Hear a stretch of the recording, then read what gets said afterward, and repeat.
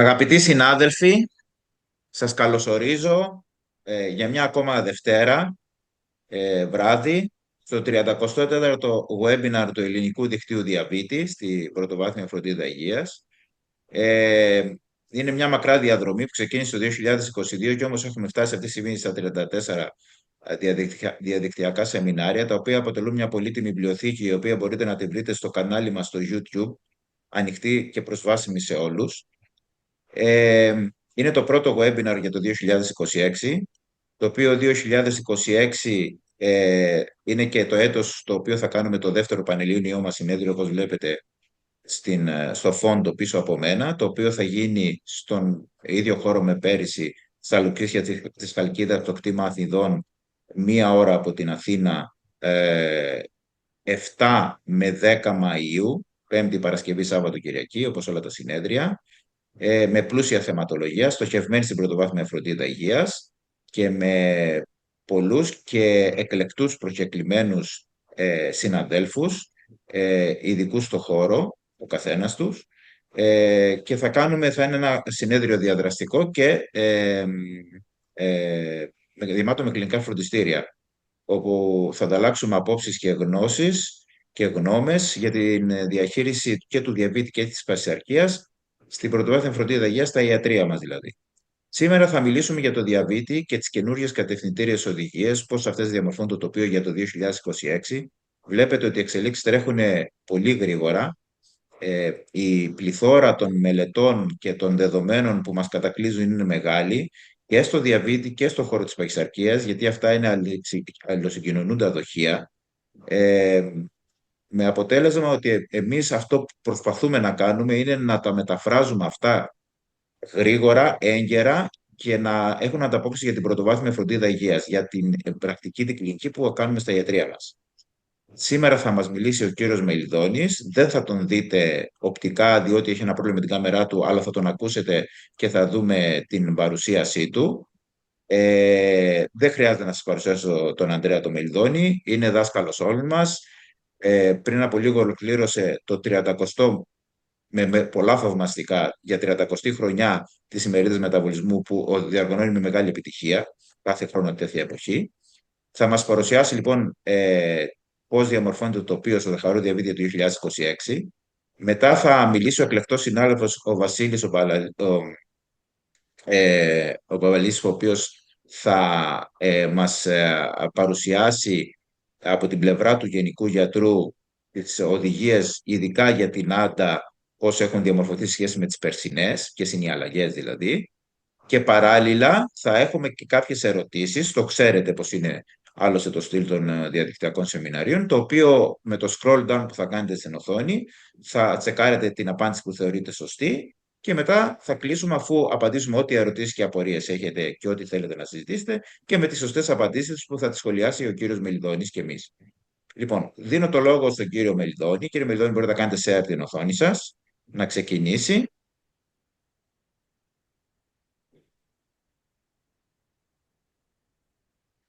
Καλησπέρα σας καταρχήν. Ευχαριστώ για την τιμητική πρόσκληση. Από ό,τι θυμάμαι, κύριε Τσακουντάκη, πρέπει τα 3 τελευταία χρόνια Ναι, και να πάμε έχω από την ρεκόρ τιμή σε και τη ρεκόρ. χαρά να λέω τα νέα. Πολύ Και ωραία. πάμε από ρεκόρ σε ρεκόρ. Ναι. Συγχαρητήρια για τις δραστηριότητές σας. Χαίρομαι που θα έχετε και αυτό το συνέδριο στη Χαλκίδα, στο οποίο έχω την τιμή και τη χαρά να με έχετε καλέσει και θα έχω και εκεί μια παρουσίαση. Είναι πάντως εντυπωσιακά τα δρόμενα τα δικά σας και σας συγχαίρω και πάλι. Έτσι λοιπόν σήμερα δυστυχώς ζητώ συγγνώμη, γιατί η κάμερά μου μας πρόδωσε και δεν με εμφανίζει, δεν ξέρω για ποιο λόγο, αλλά δεν υπάρχει θέμα, εμφανίζεται η παρουσίασή μου και αυτό έχει σημασία. Λοιπόν, θα μιλήσουμε λοιπόν για τις νέες κατευθυντήριες οδηγίες για την αντιμετώπιση του διαβήτη, όπως διαμορφώνονται αρχές του 2026. Να πούμε καταρχήν ότι ο διαβήτης είναι μείζον πρόβλημα υγείας. Κοιτάξτε λοιπόν, από το 2000 μέχρι το 2021 έχει υπερτετραπλασιαστεί ο αριθμός των ατόμων με διαβήτη παγκόσμια. Από τα 150 εκατομμύρια έχουμε φτάσει στα 537. Και υπάρχει μια προοπτική, το 2021 το λέγαμε αυτό, από το IDF, ότι υπάρχει η προοπτική μέσα στα προσεχή 20-25 χρόνια να αυξηθεί κατά 46% ο αριθμός των ατόμων με διαβήτη και να προσεγγίσει τα 780. Και ενώ τα λέγαμε αυτά το 2021, κοιτάξτε, τέλος του 2024 στο Lancet έγινε μια pooled ανάλυση από 1.800 μελέτες με 141 εκατομμύρια μετέχοντες σε αυτές τις μελέτες και φάνηκε ότι αυτή τη στιγμή ο διαβήτης παγκόσμια αριθμεί κάπου 828 εκατομμύρια. Σκεφτείτε, το 2045 υπολογίζαμε να φτάσουμε τα 740. Και τώρα ήδη έχουμε φτάσει και έχουμε ξεπεράσει τα 800 εκατομμύρια. Είναι λοιπόν ένα τεράστιο πρόβλημα ο διαβήτης. Και τι γίνεται σε επίπεδο Ελλάδας? Η τελευταία μελέτη που έχουμε με πανελλήνια έκφραση ήταν η ΕΜΕΝΟ, με 4.500 άτομα σε όλη την Ελλάδα. Διαστρωματικά έτσι έγινε η μελέτη. Και φάνηκε ότι ο διαβήτης είναι περίπου το 12,5% στον ελληνικό πληθυσμό, με άγνωστο διαβήτη γύρω στο 4% και με ένα ποσοστό προδιαβήτη κοντά στο 12% από ό,τι βλέπετε.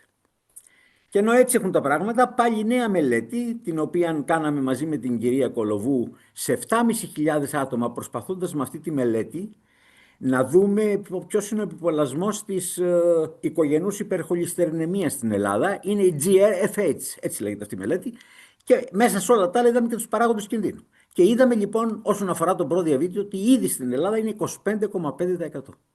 Βάλτε λοιπόν 12 και 3, 15 και 25, 40% των ατόμων του πληθυσμού έχει διαταραχή του μεταβολισμού της γλυκόζης. Είτε στο επίπεδο του διαβήτη, είτε στο επίπεδο του προδιαβήτη.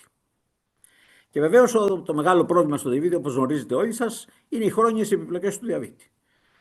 Καθώς ο διαβήτης είναι η συχνότερη αιτία απώλειας όρασης σε παραγωγικούς ενήλικες, η συχνότερη αιτία νεφρικής ανυπάρκειας τελικού σταδίου, όπως γνωρίζουμε, η συχνότερη αιτία σεξουαλικής δυσλειτουργίας για τους άνδρες, πολύ συχνή, μάλλον πρωταγωνιστικό αίτιο για τα αγκιακά και κεφαλικά επεισόδια, για τις καρδιοπάθειες και για την περιφερική αγκιοπάθεια. Και είναι η κυριότερη αιτία ακροτηριασμού των κατοράκων, όπως γνωρίζουμε, αξαιρουμένου βέβαια των τροχαίων.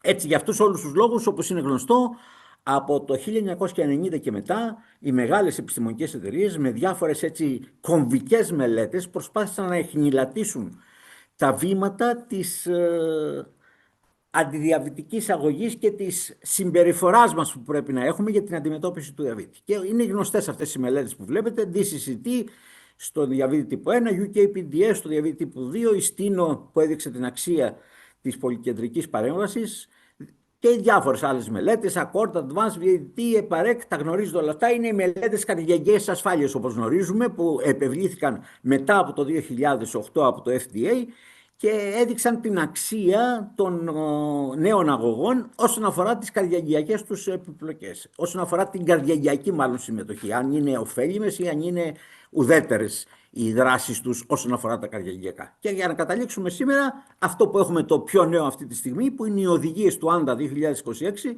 και βεβαίως οι οδηγίες της Ελληνικής Διαβητολογικής Εταιρείας το 2025. Ποια είναι τα στοιχεία αυτού του νέου θεραπευτικού παζλ που προέκυψαν μέσα από όλες αυτές τις μελέτες? Όσο πιο γρήγορα η διάγνωση, για να μπορέσουμε να έχουμε ευθύς εξ αρχής καλή μεταβολική μνήμη που θα αποτρέψει τις χρόνιες επιπλοκές. Ως εκ τούτου, πρώιμη έναρξη φαρμακευτικής θεραπείας και εντατικοποίησή της πριν την έναρξη των επιπλοκών και κυρίως των καρδιαγγειακών. Έμφαση στην καρδιαγγειακή ασφάλεια των αντιδιαβητικών αγωγών. Πολυπαραγοντική αντιμετώπιση, όπως μας έδειξε, είπα και πριν, η Στίνο. Και βεβαίως εξατομίκευση αγωγής και παρέμβασης. Ο καθένας έχει το δικό του διαβήτη και θα πρέπει να μορφοποιήσουμε, να τυποποιήσουμε αυτόν τον διαβήτη που έχει ο κάθε ένας ασθενής μας και να δίνουμε την ανάλογη αγωγή.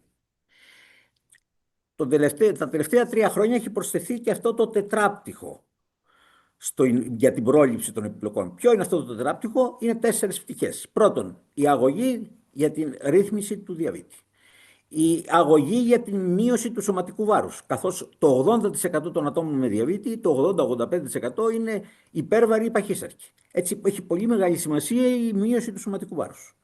Βεβαίως αντιμετώπιση όλων των παραγόντων κινδύνου και βεβαίως επιλογή αντιδιαβητικών αγωγών για να πετύχουν την γλυκαιμική ρύθμιση που θα έχουν καρδιονεφρική προστασία. Αυτό είναι λοιπόν το τετράπτυχο που προσθέθηκε σε όλα τα άλλα τα προηγούμενα που είδατε πριν. Και σήμερα έχουμε, από ό,τι γνωρίζετε, από τις 3 αντιδιαβητικές κατηγορίες που είχαμε το 2000, σήμερα έχουμε τουλάχιστον 10. Αυτό μας δίνει τη δυνατότητα, όταν κάνουμε στοχευμένη αντιμετώπιση, γνωρίζοντας πώς δρά η κάθε αγωγή, σε ποιο επίπεδο δρά, να κάνουμε μια στοχευμένη αντιμετώπιση συνδυάζοντας αγωγές και να αντιμετωπίσουμε έτσι την πολυπαραγωγική παθογένεια της υπεργλυκαιμίας. Γνωρίζοντας ότι οι ποιογλυταζόνοι, τα TZDs, δρούν στην, παραδείγματος χάρη, δρούν στην ίνσουλιν αντίσταση, γνωρίζοντας ότι η αναστολή SGLT2 μειώνουν την επαναπορρόφηση της γλυκόζης και έτσι αυξάνουν την απορρόφηση γλυκόζης από τα οροφόρα σωληνάρια, όπως γνωρίζουμε, γνωρίζοντας ότι οι κρετινικές αγωγές δρούν στα α και στα β κύτταρα του παγκρέατος, αλλά έχουν και δράση ευρύτερη σε όλα τα όργανα του οργανισμού και δεν είναι του παρόντος να επεκταθούμε σε αυτό. Γνωρίζοντας επίσης ότι η μετφορμίνη δρά κυρίως στο επίπεδο της υπατικής ινσουλινοαντίστασης και όχι μόνο, και σε πολλά άλλα όργανα στόχους δράει η μετφορμίνη. Γνωρίζοντας και βεβαίως, γνωρίζοντας όλα αυτά, και οι σουλφονιλουρίες βεβαίως δεν μπορούν να βγουν και αυτές έξω από το παιχνίδι, παρόλο που είναι παλιά φάρμακα, σουλφονιλουρίες με τηλινίδες που αυξάνουν την έκρηση του β κυτάρου, αυξάνουν την έκρηση ινσουλίνης από το β κύτταρο του παγκρέατος. Γνωρίζοντας λοιπόν αυτές τις δράσεις των αγωγών αυτών και κάνοντας τους ανάλογους συνδυασμούς και έχοντας υπόψη μας και τις κατευθυντήριες οδηγίες που μας δίνουν οι εταιρείες, μπορούμε να διαμορφώσουμε ένα πολύ καλό θεραπευτική πρόταση για τον ασθενή μας για να έχει την καλύτερη αποτελεσματικότητα. Έτσι λοιπόν πάμε σε αυτές τις συστάσεις για την αντιμετώπιση του διαβήτη 2026 και το ΕΔΕ 2025. Πρώτον, διάγνωση και ταξινόμηση του διαβήτη. Άντα 2026 που δημοσιεύτηκαν πριν από 20 μέρες, όποτε γνωρίζετε, ένα μήνα, φάνηκε ότι δεν αλλάζει κάτι σε αυτό το επίπεδο. Παρόλο που είχαν παίξει ενδιάμεσα, το 2025 τουλάχιστον, είχαν παίξει πολλές άλλες απόψεις όσον αφορά τα κριτήρια για τη διάγνωση του διαβήτη, που είχαν να κάνουν με τη μία ώρα μεταγευματικά στην OGTT. Το είχε βγάλει το IDF αυτό και είχε προσθέσει και τη μία ώρα, αλλά τώρα το άνδα επανέρχεται στα κλασικά. Πώς μπαίνει η διάγνωση του διαβήτη, είτε όταν έχουμε ζάχαρο νηστείας πάνω από 126, είτε όταν έχουμε 2 ώρες μετά τη λήψη γλυκόζης, δηλαδή με την OGTT πάνω από 200 μιλιγκράμμα ανά DL, είτε όταν έχουμε συμπτώματα και σημεία υπεργλυκαιμίας και έχουμε μια τυχαία μέτρηση ζαχάρου πάνω από το 200. Και βεβαίως, από ό,τι βλέπετε, το άντα προσθέτει και γλυκοζηλιωμένη πάνω από το 6,5%. Ένα από αυτά αν υπάρχουν, τότε μπαίνει η διάγνωση. Είναι τα παλιά κλασικά που γνωρίζουμε, δεν έχει αλλάξει κάτι σε αυτό. Βεβαίως η Ελληνική Διαβητολογική Εταιρεία, όπως γνωρίζετε, τα ίδια ακριβώς υιοθετεί, μόνο που δεν δίνει τόσο μεγάλη αξία στη γλυκοζηλιωμένη αιμοσφαιρίνη, γιατί η γλυκοζηλιωμένη αιμοσφαιρίνη, όπως από το άνδα τουλάχιστον προσδιορίζεται, είναι με προτυποποιημένη μέθοδο. Και γι' αυτό το λόγο και είναι και αξιόπιστη στην Αμερική τουλάχιστον. Εμείς δεν έχουμε τέτοιες προειδοποιημένες μεθόδους που να τις χρησιμοποιούν όλα τα μικροβιολογικά εργαστήρια και έτσι η Ελληνική Διαβητολογική Εταιρεία δεν θεωρεί την γλυκοζηλιωμένη αιμοσφαιρίνη πάνω από το 6,5 μπορεί να μπει σαν ένα κριτήριο για τη διάγνωση του διαβήτη.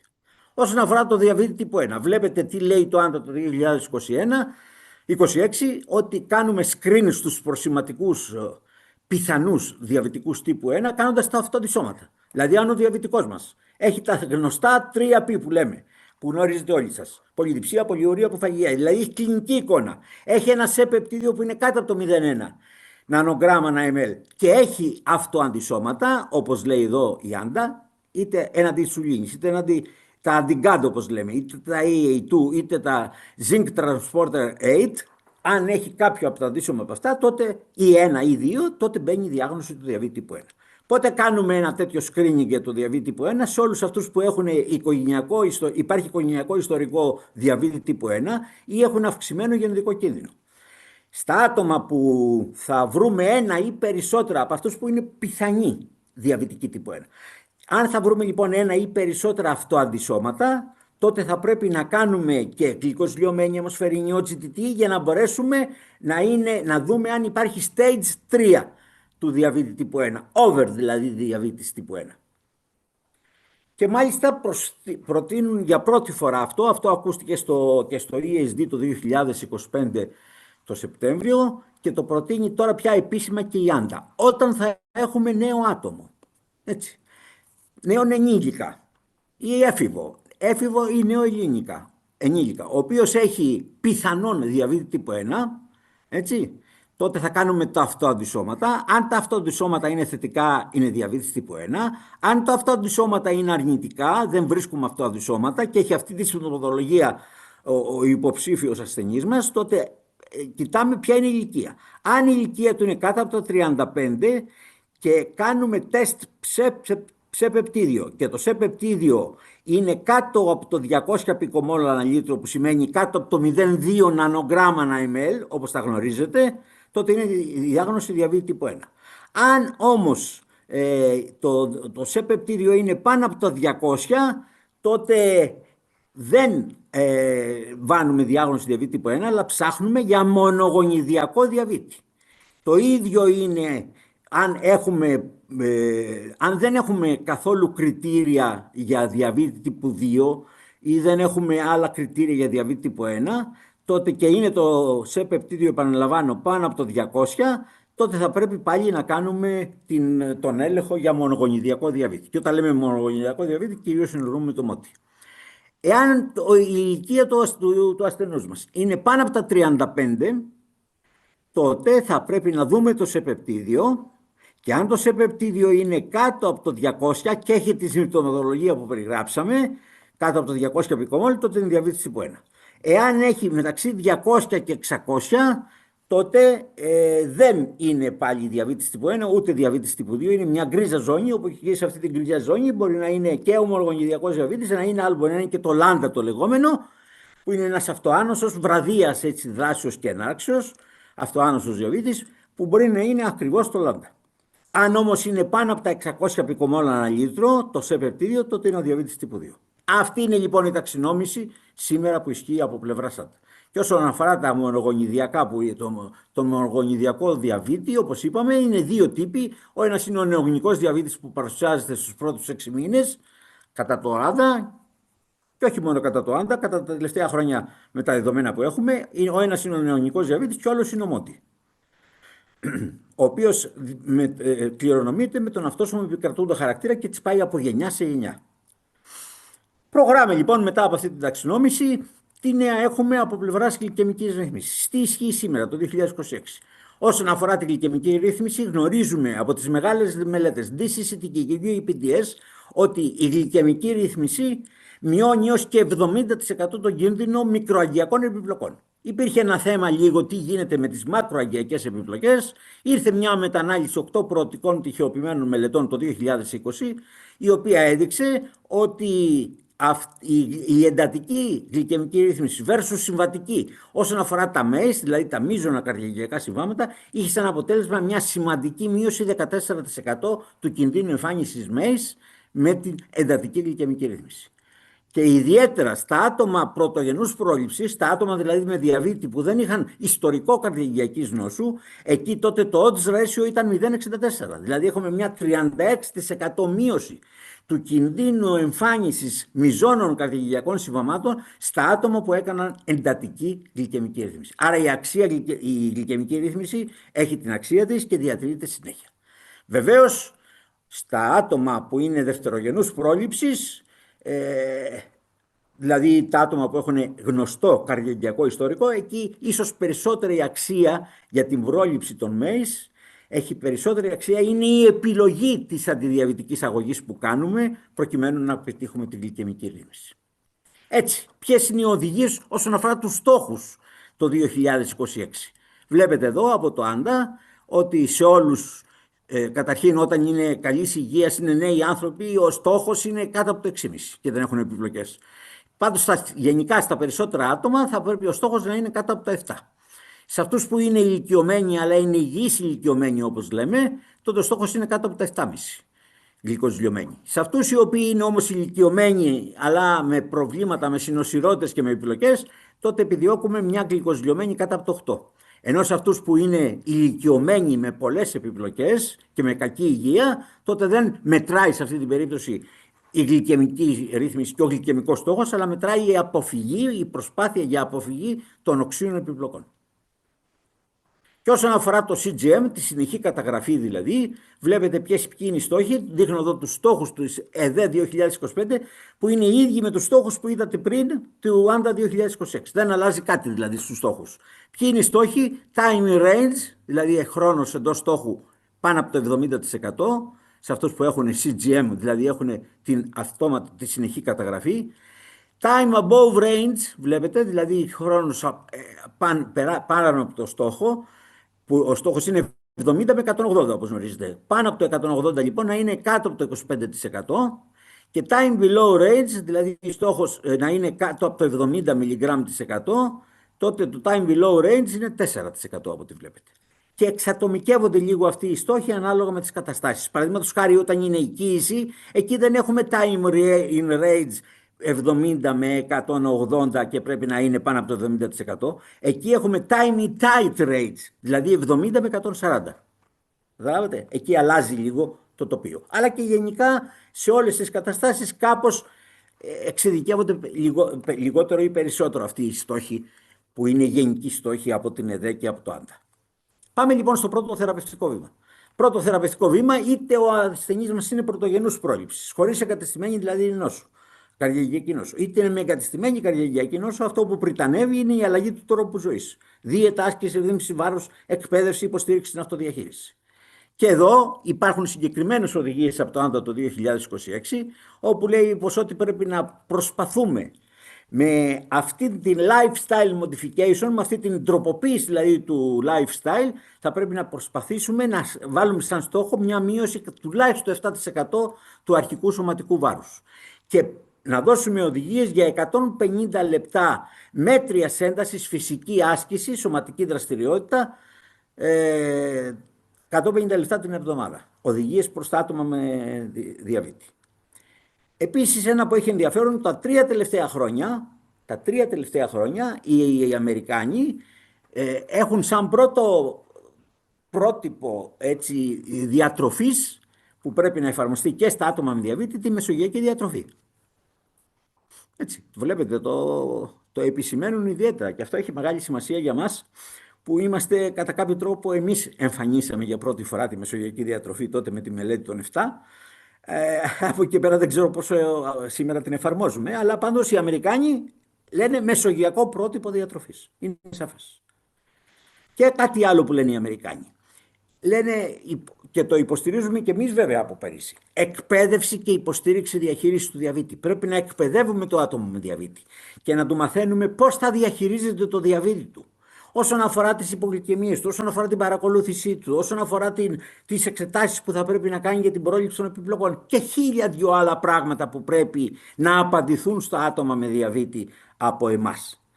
Και πότε θα πρέπει να γίνεται αυτό? Το DSMS, το DSMS είναι Diabetes Self-Management Education Support.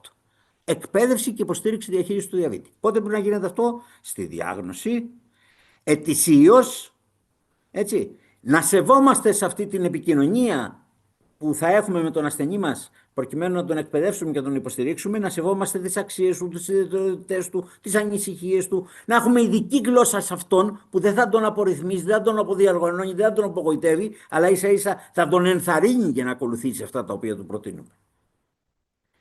Αυτό θα πρέπει να γίνεται σε επίπεδο ομάδας ή σε επίπεδο ατομικής επαφής με τον ασθενή μας, αυτό το DSMS. Και έχει φανεί με αυτό το DSMS, όταν εφαρμόζεται, ότι βελτιώνεται και η ποιότητα ζωής του ατόμου με διαβήτη και βελτιώνονται οι γλυκοζηλιωμένοι, η αιμοσφαιρίνη και το σωματικό βάρος μπορεί να μειωθεί. Αλλά το κυριότερο απ' όλα, έχει φανεί με την εφαρμογή του DSMS ότι μειώνεται ο κίνδυνος θνητότητας, ο κίνδυνος οξέων συμβαμάτων και ο κίνδυνος νοσοκομιακών νοσηλιών. Γι' αυτό ακριβώς τόσο πολύ έχει εστιάσει και το ΆΝΤΑ, αλλά και εμείς και η ΕΔΕ, πάνω στο θέμα της υποστήριξης και εκπαίδευσης. Και ένα άλλο που έχει επίσης σημασία όσον αφορά το lifestyle. Βλέπετε ότι εκτός από την άσκηση, αυτό που επισημαίνουν τα 2 τελευταία χρόνια είναι ο ύπνος. Πρέπει να επιμένουμε πάρα πολύ. 6 με 8 ώρες ύπνο πρέπει να κάνει το άτομο με διαβήτη, και έχει φανεί ότι πάνω από τις 8 ώρες και κάτω από τις 6 ώρες αυξάνει το κίνδυνος καρδιαγγειακών επιπλοκών. Και όχι μόνο αυτό, αλλά πρέπει να κανείς να προσέχει και την ποιότητα του ύπνου. Χρειαζόμαστε οπωσδήποτε 3 ώρες REM ύπνο πρέπει να έχει τουλάχιστον το άτομο με διαβήτη κατά τη διάρκεια της νύχτας. Άρα έχει πολύ μεγάλη σημασία ο ύπνος τελευταία. Και πάμε λοιπόν, αφού προσεγγίσουμε όλα αυτά τα υποστηρικτικά, τα γενοδυτικά, όλα αυτά, θα προχωρήσουμε, θα δώσουμε αγωγή. Βεβαίως θα πρέπει να δώσουμε αγωγή. Η θεραπεία βάσης είναι η μετφορμίνη και η γενοδυτική παρέμβαση. Γιατί αυτό? Γιατί η μετφορμίνη έχει αποτελεσματικότητα, έχει ασφάλεια, έχει ανοχή, εκτεταμένη εμπειρία. 50 χρόνια τώρα μιλάμε όλοι για τη μετφορμίνη, ξέρουμε τη μετφορμίνη, την ξέρουμε πάρα πολύ καλά και είναι μια ουσία που συνέχεια εκπλήσει, γιατί και νέα ωφέλη δείχνει σε όλα τα επίπεδα. Και έτσι λοιπόν η μετφορμίνη είναι το φάρμακο που κρατάει την πρώτη θέση στην προσέγγιση για την αντιμετώπιση του διαβήτη και φαίνεται πως θα την διατηρήσει, να την κρατάει τουλάχιστον κατά την Ελληνική Διαβητολογική Εταιρεία. Και να πούμε και κάτι άλλο, τα αποτελέσματα της UKPDS κατέδειξαν, είναι η μεγάλη μελέτη στο διαβήτη τύπου 2, ότι η μετφορμίνη μειώνει σημαντικά όλα τα τις μακρογειακές επιπλοκές. Είτε αυτό είναι θνησιμότητα, είτε είναι έφραγμα μυοκαρδίου, είτε είναι βλάβη σχετιζόμενη με το διαβήτη. Όλες τις μακροαγγειακές επιπλοκές τις μειώνει σημαντικά η μετφορμίνη. Όμως, άντα 2026, αυτή είναι η οδηγία στην πρωτογενή και στη δευτερογενή πρόληψη. Βλέπετε τις οδηγίες πώς αποτυπώνονται. Έτσι. Τι λένε οι οδηγίες? Πρώτο θεραπευτικό βήμα, τα γνωστά. DSMS κλπ. Lifestyle modification κλπ. Όσο και να ψάξετε δεν θα βρείτε μετφορμίνη. Είναι κάπου εδώ κάτω η μετφορμίνη, δυστυχώς. Μας έχει αφήσει χρόνους κατά τους Αμερικάνους. Δεν ξέρω ποιο μπορεί να... Έχουν υποθεί διάφορες υποθέσεις γιατί μας έχει αφήσει τόσο χρόνους και γιατί είναι τόσο κάτω στον αλγόριθμο, αλλά δεν έχει σημασία. Εμείς, ως Ελληνική Διαβητολογική Εταιρεία, το 2025, είτε οι ασθενείς μας ήταν πρωτογενούς πρόληψης, βλέπετε η μετφορμίνη είναι το πρώτο θεραπευτικό βήμα, είτε οι ασθενείς μας ήταν δευτερογενούς πρόληψης, πάλι η μετφορμίνη είναι το πρώτο θεραπευτικό βήμα. Ασθενείς μη υψηλού κινδύνου.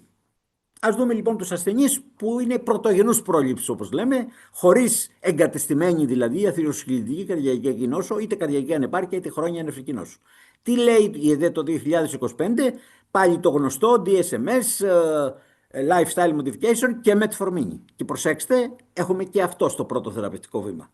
Εάν η γλυκοσλιωμένη αιμοσφαιρίνη είναι 1,5 με 2% πάνω από το στόχο μας, και είπαμε πριν ποιοι είναι οι στόχοι, 6,5 και 7 για το μεγαλύτερο όγκο πληθυσμού. Εάν λοιπόν ο στόχος μας, εάν μάλλον η γλυκοσλιωμένη είναι 1,5 με 2% πάνω από την τιμή στόχο, τότε θα ξεκινήσουμε με διπλή αγωγή. Αν όμως ο ασθενής μας έχει εξεσημασμένη υπεργλυκαιμία και έχει μεγάλο καταβολισμό, τότε δηλαδή είτε έχει γλυκοσλιωμένη πάνω από 10% είτε η γλυκόζη του είναι πάνω από 300 μιλιγκράμμα ανά στην πρώτη επαφή, τότε είναι σαφές ότι θα πρέπει να ξεκινήσουμε ινσουλίνη. Και από εκεί και πέρα έχουμε δύο καταράκτες δράσης. Ο ένας καταράκτης είναι αυτός που ασχολείται με τη γλυκαιμική ρύθμιση. Είναι η δράση μας προκειμένου να αποκαταστήσουμε ευγλυκαιμία στον ασθενή μας. Έτσι. Και ο δεύτερος καταράκτης είναι ο καταράκτης της απώλειας βάρους. Η παρέμβαση που κάνουμε, ιδίως στους παχύσαρκους, προκειμένου να μειώσουμε το σωματικό βάρος. Όσον αφορά τον πρώτο καταράκτη, βλέπετε ότι αποτελεσματικότητα αντιπεριλικαιμικών φαρμάκων στην πολύ υψηλή προτεραιότητα για να αντιμετωπίσουμε και να ρυθμίσουμε το άτομο με διαβήτη όσον αφορά τη γλυκαιμία του είναι η τυρζεπατίδη, η σεμαγλουτίδη, ο συνδυασμός αντιδιαβητικών αγωγών, η ινσουλίνη και ο συνδυασμός αγωνιστής GLP-1 και ινσουλίνης. Αυτά προτείνει η ΕΔΕ το 2025. Και όσον αφορά την αποτελεσματικότητα των αντιπεριλικαιμικών αγωγών στην κατεύθυνση της μείωσης του σωματικού βάρους, πολύ υψηλή αποτελεσματικότητα έχει η τυρζεπατίδη, δηλαδή ο διπλός αγωνιστής GLP-1 και GIP, και η σεμαγλουτίδη, ο αγωνιστής GLP-1. Και από εκεί και πέρα θα πρέπει να προχωρήσουμε σε διάφορες άλλες αγωγές συμπληρωματικές, από αναστολής DPP4, από ινσουλίνη, προκειμένου να πετύχουμε αυτούς τους στόχους, κυρίως τους στόχους της γλυκαιμικής ρύθμισης. Γιατί όλα αυτά? Από πού αντλήθηκαν αυτά γιατί φτάσαμε σε αυτό το σημείο προτεραιοποίησης? Γιατί υπήρχε μια πολύ μεγάλη μετανάλυση από την ομάδα του Τσάπα που δημοσιεύτηκε στο Diabetologia το 2022 και το 2025. Η πρώτη μετανάλυση 28 μελετών, βλέπετε εδώ, τι έδειξε? Ότι το πιο ισχυρό φάρμακο για την μείωση της γλυκοσλημένης αιμοσφαιρίνης είναι η τριζεπατίδη. 1,96% μείωσε σε αυτή τη μετανάλυση των 28 μελετών, μείωσε κατά μέσο όρο η τριζεπατίδη τη γλυκοσλημένη αιμοσφαιρίνη. Και ακολουθούσε η σέμαγλουτίδη στο 1,39 στο 1 μιλιγκράμμ και τα υπόλοιπα φάρμακα. Και όσον αφορά την αλλαγή του σωματικού βάρους, πάλι η τριζεπατίδη, βλέπετε, είχε μείον 10 κιλά μείωση του σωματικού βάρους κατά μέσον όρο και ακολουθούσε μετά η σέμαγλουτίδη στα 2 μιλιγκράμμ με μείωση 5 κιλών και η σέμαγλουτίδη το 1 μιλιγκράμμ με μείωση 4 κιλών. Ενώ με την ινσουλίνη κυρίως παίρνουμε σωματικό βάρος, αυξάνει το σωματικό βάρος αντί να μειώνεται. Αυτά ήταν τα βασικά μας δεδομένα που μας προσδιορίσαν το πώς θα βάλουμε τις προτεραιοποιήσεις για τις αγωγές που αφορούν τη γλυκαιμική ρύθμιση και τη μείωση του σωματικού βάρους. Τι λέει το Άντα το 2026? Είπαμε δεν υπάρχει μετφορμίνη. Από εκεί και πέρα, για τη μείωση του σωματικού βάρους, βλέπετε πιο υψηλή προτεραιότητα στη ρύθμιση έχει η σέμαγλουτίδη και τη ριζεπατίδη. Είναι τα ίδια που είπαμε και εμείς πέρυσι ως Ελληνική Διαβητολογική Εταιρεία. Και όσον αφορά την ρύθμιση, την γλυκαιμική ρύθμιση, η πιο υψηλή αποτελεσματικότητα δίνεται από την ντουλαγλουτίδη, τη σέμαγλουτίδη, την τριζεπατίδη και την ινσουλίνη. Και βεβαίως από συνδυασμό αγωγών GLP-1 και ινσουλίνης. Αυτή είναι η κατεύθυνση από πλευράς Άντα το 2026. Δεν διαφέρει πολύ από την δικιά μας κατεύθυνση, απλά η τριζεπατίδη είναι το πρώτο φάρμακο που μπαίνει είναι ο πρωταγωνιστής της όποιας προσπάθειας από πλευράς Αμερικάνων.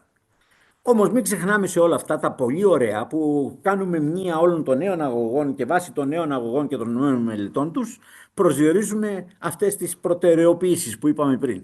Κοιτάξτε ένα πολύ ενδιαφέρον. ΑΣΕ 2025.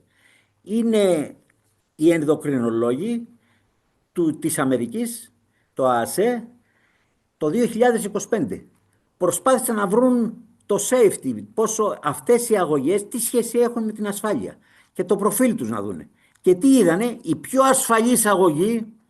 ασφαλής αγωγή, παρόλο που από ό,τι είδατε μέχρι τώρα δεν την προτείνουν και ιδιαίτερα οι Αμερικάνοι, είναι η DPP-4. Έτσι στους μεγάλης ηλικίας, στους πολύ επιβαρημένους με συνοσιρότητες, μην ξεχνάμε μια αγωγή που έχει ασφάλεια, που είναι η DPP-4. Διαβήτης και αθυροσκληροτική καρδιαγγειακή νόσος. Εδώ πριν προχωρήσουμε να δούμε μερικά πράγματα που αφορά το screening. Τι λέει λοιπόν το Άντα το 2025 και το επανέλαβε το 2025. Όσον αφορά τη στεφανία νόσο, δεν χρειάζεται να κάνουμε ενδελεχείς εξετάσεις προκειμένου να δούμε αν υπάρχει υποκείμενη στεφανία νόσο στο άτομο με διαβήτη. Το screening ρουτίνας λοιπόν, που περιλαμβάνει τρίπλεξη και τα γνωστά τεστ κόπος και αυτά, δεν συνιστάται για τα ασυμπτωματικά άτομα. Γιατί βγήκαν δύο πολύ μεγάλες μελέτες, όπως γνωρίζετε, η DIET και η Factor 64, που έδειξαν ότι ακόμα και ενδελεχή έλεγχο να κάνουμε για την ύπαρξη στεφανίας νόσου σε αυτούς τους ασυμπτωματικούς ασθενείς, πάλι δεν έχουμε αποτέλεσμα καλύτερο σε επίπεδο outcomes, σε επίπεδο εκβάσεων, επειδή έχουμε κάνει όλο αυτό τον ενδελεχή έλεγχο. Άρα, στη στεφανία νόσο δεν χρειάζεται για τον έλεγχο της στεφανίας νόσο κανένας ενδελεχής έλεγχος. Εκτός αν το άτομο με διαβήτη έχει, από ό,τι βλέπετε εδώ, ηλεκτροκαρδιογραφικές αλλοιώσεις και έχει και στιθαχικά άλγη, διάφορες δηλαδή έτσι, κλινικές εικόνες, τότε πραγματικά αξίζει τον κόπο να προχωρήσουμε περισσότερο.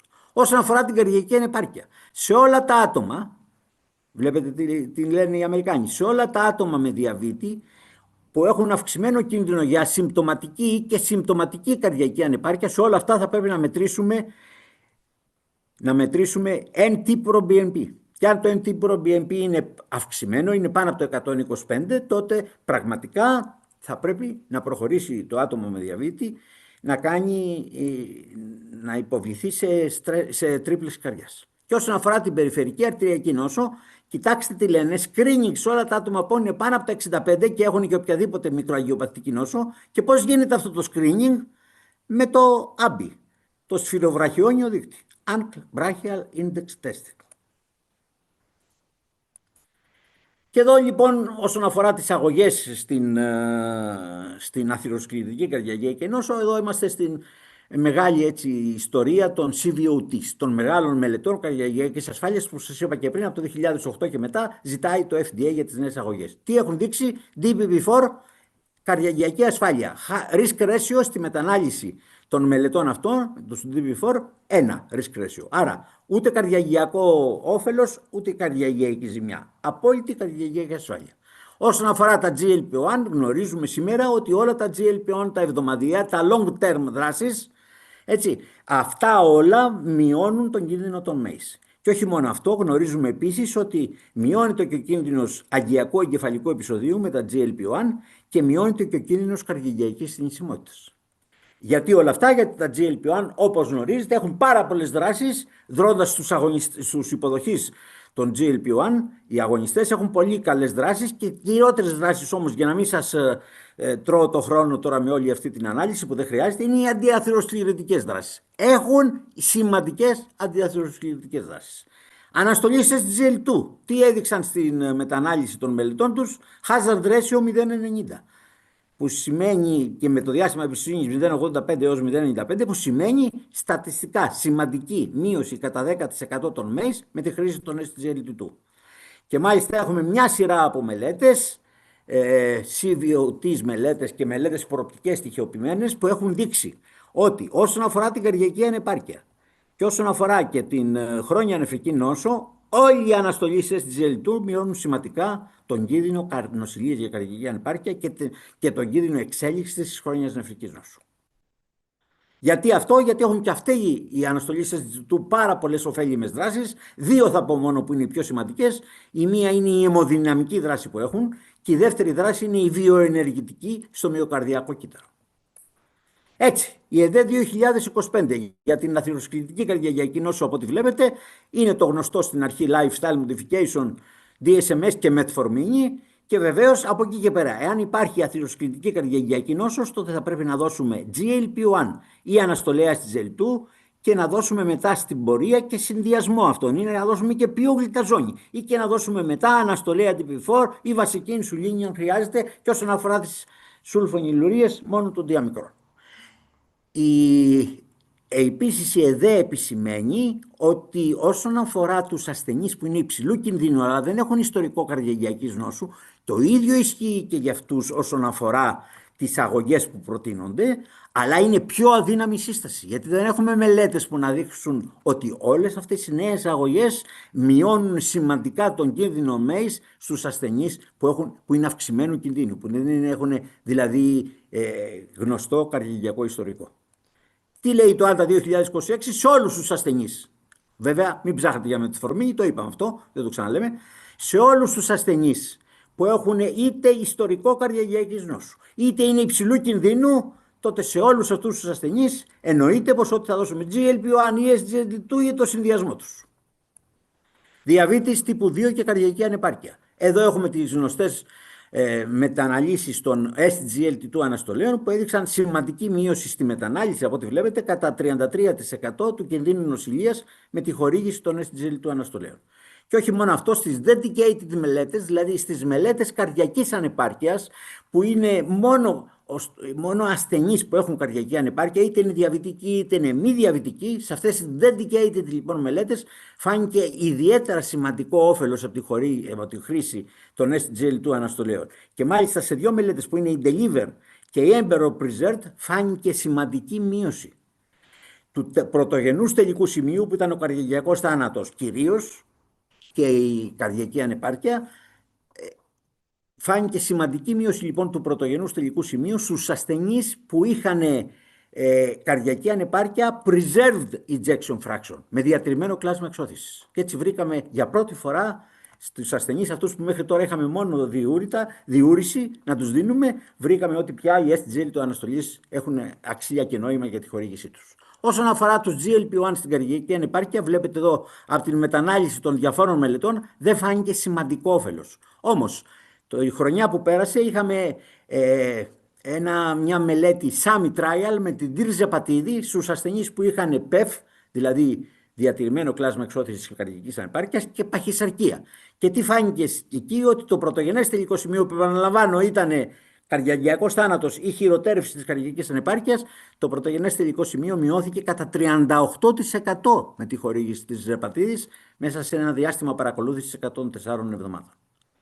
Επίσης, είχαμε και μια άλλη μελέτη για το πεδίο αυτό της καρδιακής ανεπάρκειας από τη φινερενόνη. Η φινερενόνη είναι μη στεροειδικός ανταγωνιστής των υποδοχιών των αλατοκορτικοειδών. Είναι η γνωστή μας λοιπόν φινερενόνη που έδειξε σε μια μελέτη fine arts που είχαν σε ασθενείς με καρδιακή ανεπάρκεια, οι ασθενείς με καρδιακή ανεπάρκεια με διατηρημένο κλάσμα εξώθησης 50 με 60% είχαν με τη φινερενόνη μείωση 20 και 24% μείωση του πρωτογενούς τελικού σημείου. Έτσι, Άντα 2026, τι λέει για την καρδιακή ανεπάρκεια, SGLT2 ή και GLP-1.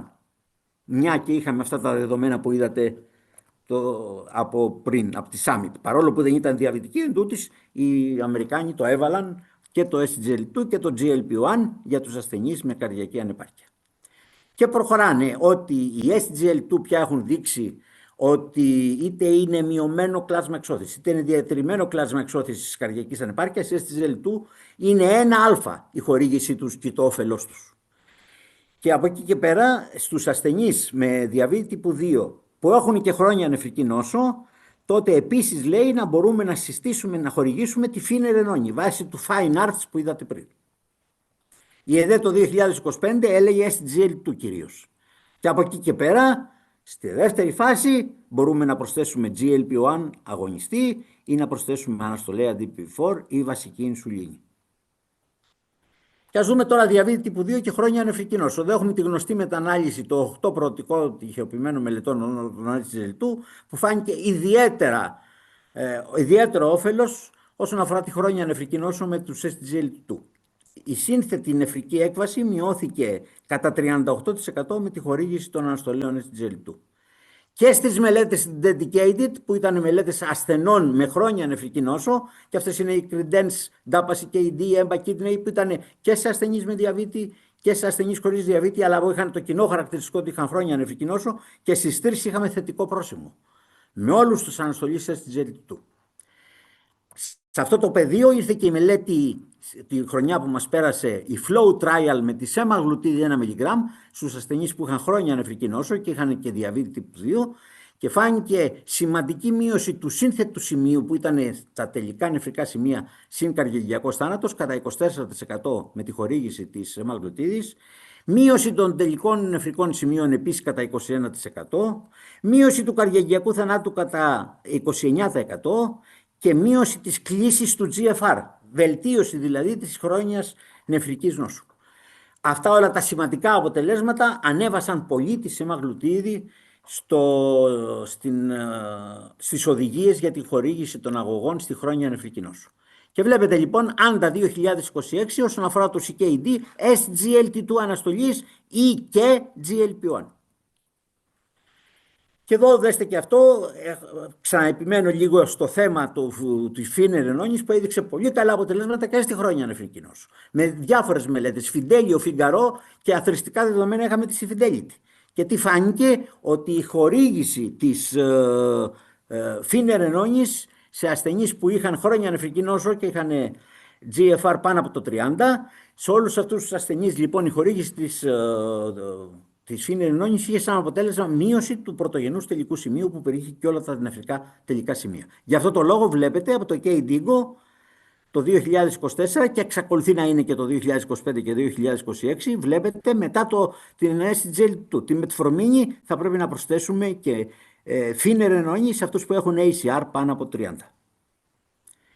Και βλέπετε εδώ το Άντα 2026 τι υποστηρίζει για τη χρόνια νεφρική νόσο. Βλέπετε, σε όλη τη χρόνια νεφρική νόσο, μην ξεχνάμε ποτέ, εννοείται, με αυτούς ξεκινάμε με τα φάρμακα του άξονα. Από εκεί και πέρα θα βάλουμε SGLT2 ή και GLP-1, το είδαμε πριν, και μπορούμε να προσθέσουμε και τη φινερενόνη όπως περιγράψαμε πριν. Και δεν θα ξεχνάμε βέβαια να βάλουμε και διυδροπιδίνη ή γενικά αναστολής ασβεστίου ή διουρητικά, να βάλουμε μέτρια ή υψηλή δόση στατίνης και σε αυτούς οι οποίοι έχουν, σε αυτούς που έχουν επιπλέον δηλαδή αυτών των αγωγών, στους ασθενείς με χρόνια νεφρική νόσο, μην ξεχνάμε και την χορήγηση της εζεντιμίμπης ή του 25νοϊκού εθιλικού οξέως, σε αυτούς που δεν πετυχαίνουμε τους στόχους όσον αφορά την LDL που όπως γνωρίζετε είναι κάτω από το 55, ή να βάλουμε τις αντιποταλιακές αγωγές. Και ας δούμε λίγο τώρα αγκιακό εγκεφαλικό επεισόδιο και στεάτος ύπατος. Στο εγκεφαλικό έχουμε μελέτες, μια μετανάλυση βλέπετε εδώ με τη χορήγηση μετφορμίνης, όπου έχουμε σημαντική μείωση του κινδύνου εμφάνισης του stroke, αλλά από ό,τι βλέπετε το διάστημα εμπιστοσύνης είναι πάνω και κάτω από το 1, άρα δεν είναι στατιστικά σημαντικό. Όσον αφορά το SGLT2 έχουμε απόλυτη ασφάλεια, αλλά δεν έχουμε όφελος. Relative risk 1.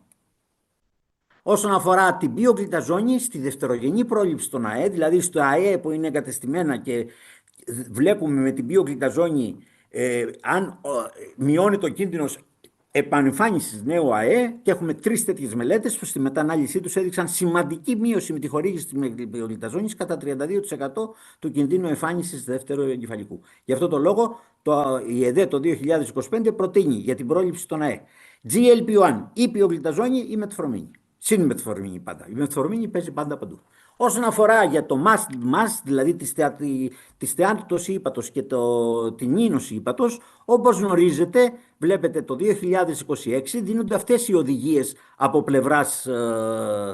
από πλευράς Άντα. Μετράμε το FIB σε όλους αυτούς τους ασθενείς, είτε είναι διαβήτη τύπου 2, είτε είναι προδιαβήτη, είτε είναι υπαχύσαρκη, και αν το FIB, που το FIB είναι συνάρτηση των τρασαμινασών, της ηλικίας και των εμβοταλίων, έτσι. Αν το FIB 4 είναι πάνω από το 1,3 και το FIB αλήθεια μπορείτε πολύ εύκολα να το κατεβάσετε την εφαρμογή στο κινητό σας και κάθε στιγμή μέσα σε 10 δευτερόλεπτα να βρίσκετε πόσο είναι το FIB 4. Αν το FIB 4 είναι πάνω από το 1,3, τότε υπάρχει υψηλός κίνδυνος να υπάρχει ίνωση ή να υπάρχει και κύρωση. Τότε θα πρέπει να προχωρήσουμε σε ελαστογραφία. Εάν η ελαστογραφία μας βγάλει ένα LSM, που το LSM είναι η ακαμψία, η υπατική ακαμψία, δηλαδή δείχνει την ίνωση, και αν το LSM είναι πάνω από το 8 kPa, τότε σημαίνει ότι θα πρέπει, υπάρχει πολύ μεγάλη πιθανότητα αυτός ο άνθρωπος που εξετάζουμε να έχει ίνωση υπατική, και θα πρέπει τότε να συνεργαστούμε και με τον υπατολόγο. Εάν όμως και το FIB4 είναι πάνω από το 2,67, πάλι το ίδιο θα πρέπει να συνεργαστούμε με υπατολόγο, γιατί υπάρχει ισχυρή υποψία να υπάρχει ίνωση. Εάν το FIB4 είναι κάτω από το 1,3, τότε δεν υπάρχει κίνδυνος και δεν ανησυχούμε. Και τι κάνουμε τότε, ποιες είναι οι οδηγίες σήμερα? MAST λοιπόν και MAST. MAST, επαναλαμβάνω, είναι κυρίως στεάτωση ύπατος και το MAST είναι η ίνωση. Τι λέει εδώ λοιπόν όσον αφορά το διαβήτη? Προτιμούμε GLP-1 ή διπλό GIP και GLP-1, πιογλυταζόνη και SGLT2 στο MAST. Όταν έχουμε MAST, δηλαδή είμαστε F2, F3 κίνδυνος, ταξινόμηση μάλλον, και είναι F2, F3 που σημαίνει πιθανό MAST, τότε πάλι έχουμε GLP-1, διπλό GIP και GLP και πιογλυταζόνη.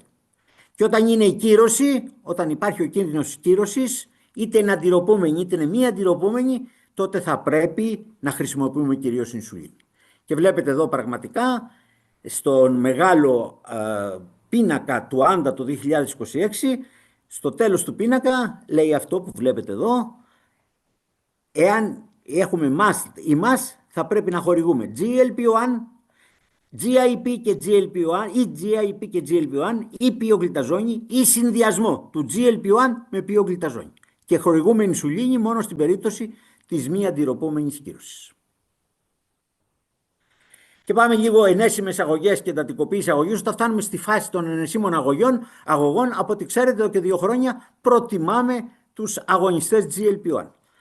Και από εκεί και πέρα, εάν δεν πετυχαίνουμε το θεραπευτικό μας στόχο, τότε θα μπορούμε μετά τους GLP-1 να προχωρήσουμε στην έναρξη βασικής ινσουλίνης, να χορηγήσουμε βασική ινσουλίνη. Τα 2 τελευταία χρόνια, ποια είναι η αλλαγή που επαναλαμβάνεται και φέτος?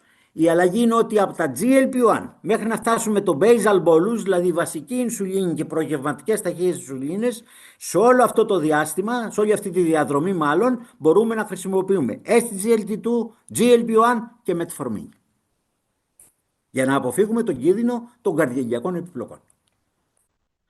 Έτσι λοιπόν η διαδρομή των κατευθυντηρίων οδηγιών, κοιτάξτε πως άλλαξε. 2000 ήμασταν πλήρως γλυκοκεντρικοί, η γλυκόζη, το ζάχαρο ήταν ο ήλιος του πλανητικού συστήματος. Μόνο με αυτά ασχολιόμαστε. Πώς θα ρυθμίσουμε το ζάχαρο. Από εκεί πέρα έχουν περάσει πολλά χρόνια, έχουν γίνει όλα αυτά που είδατε και έχουν φτάσει τώρα στην ολιστική προσέγγιση.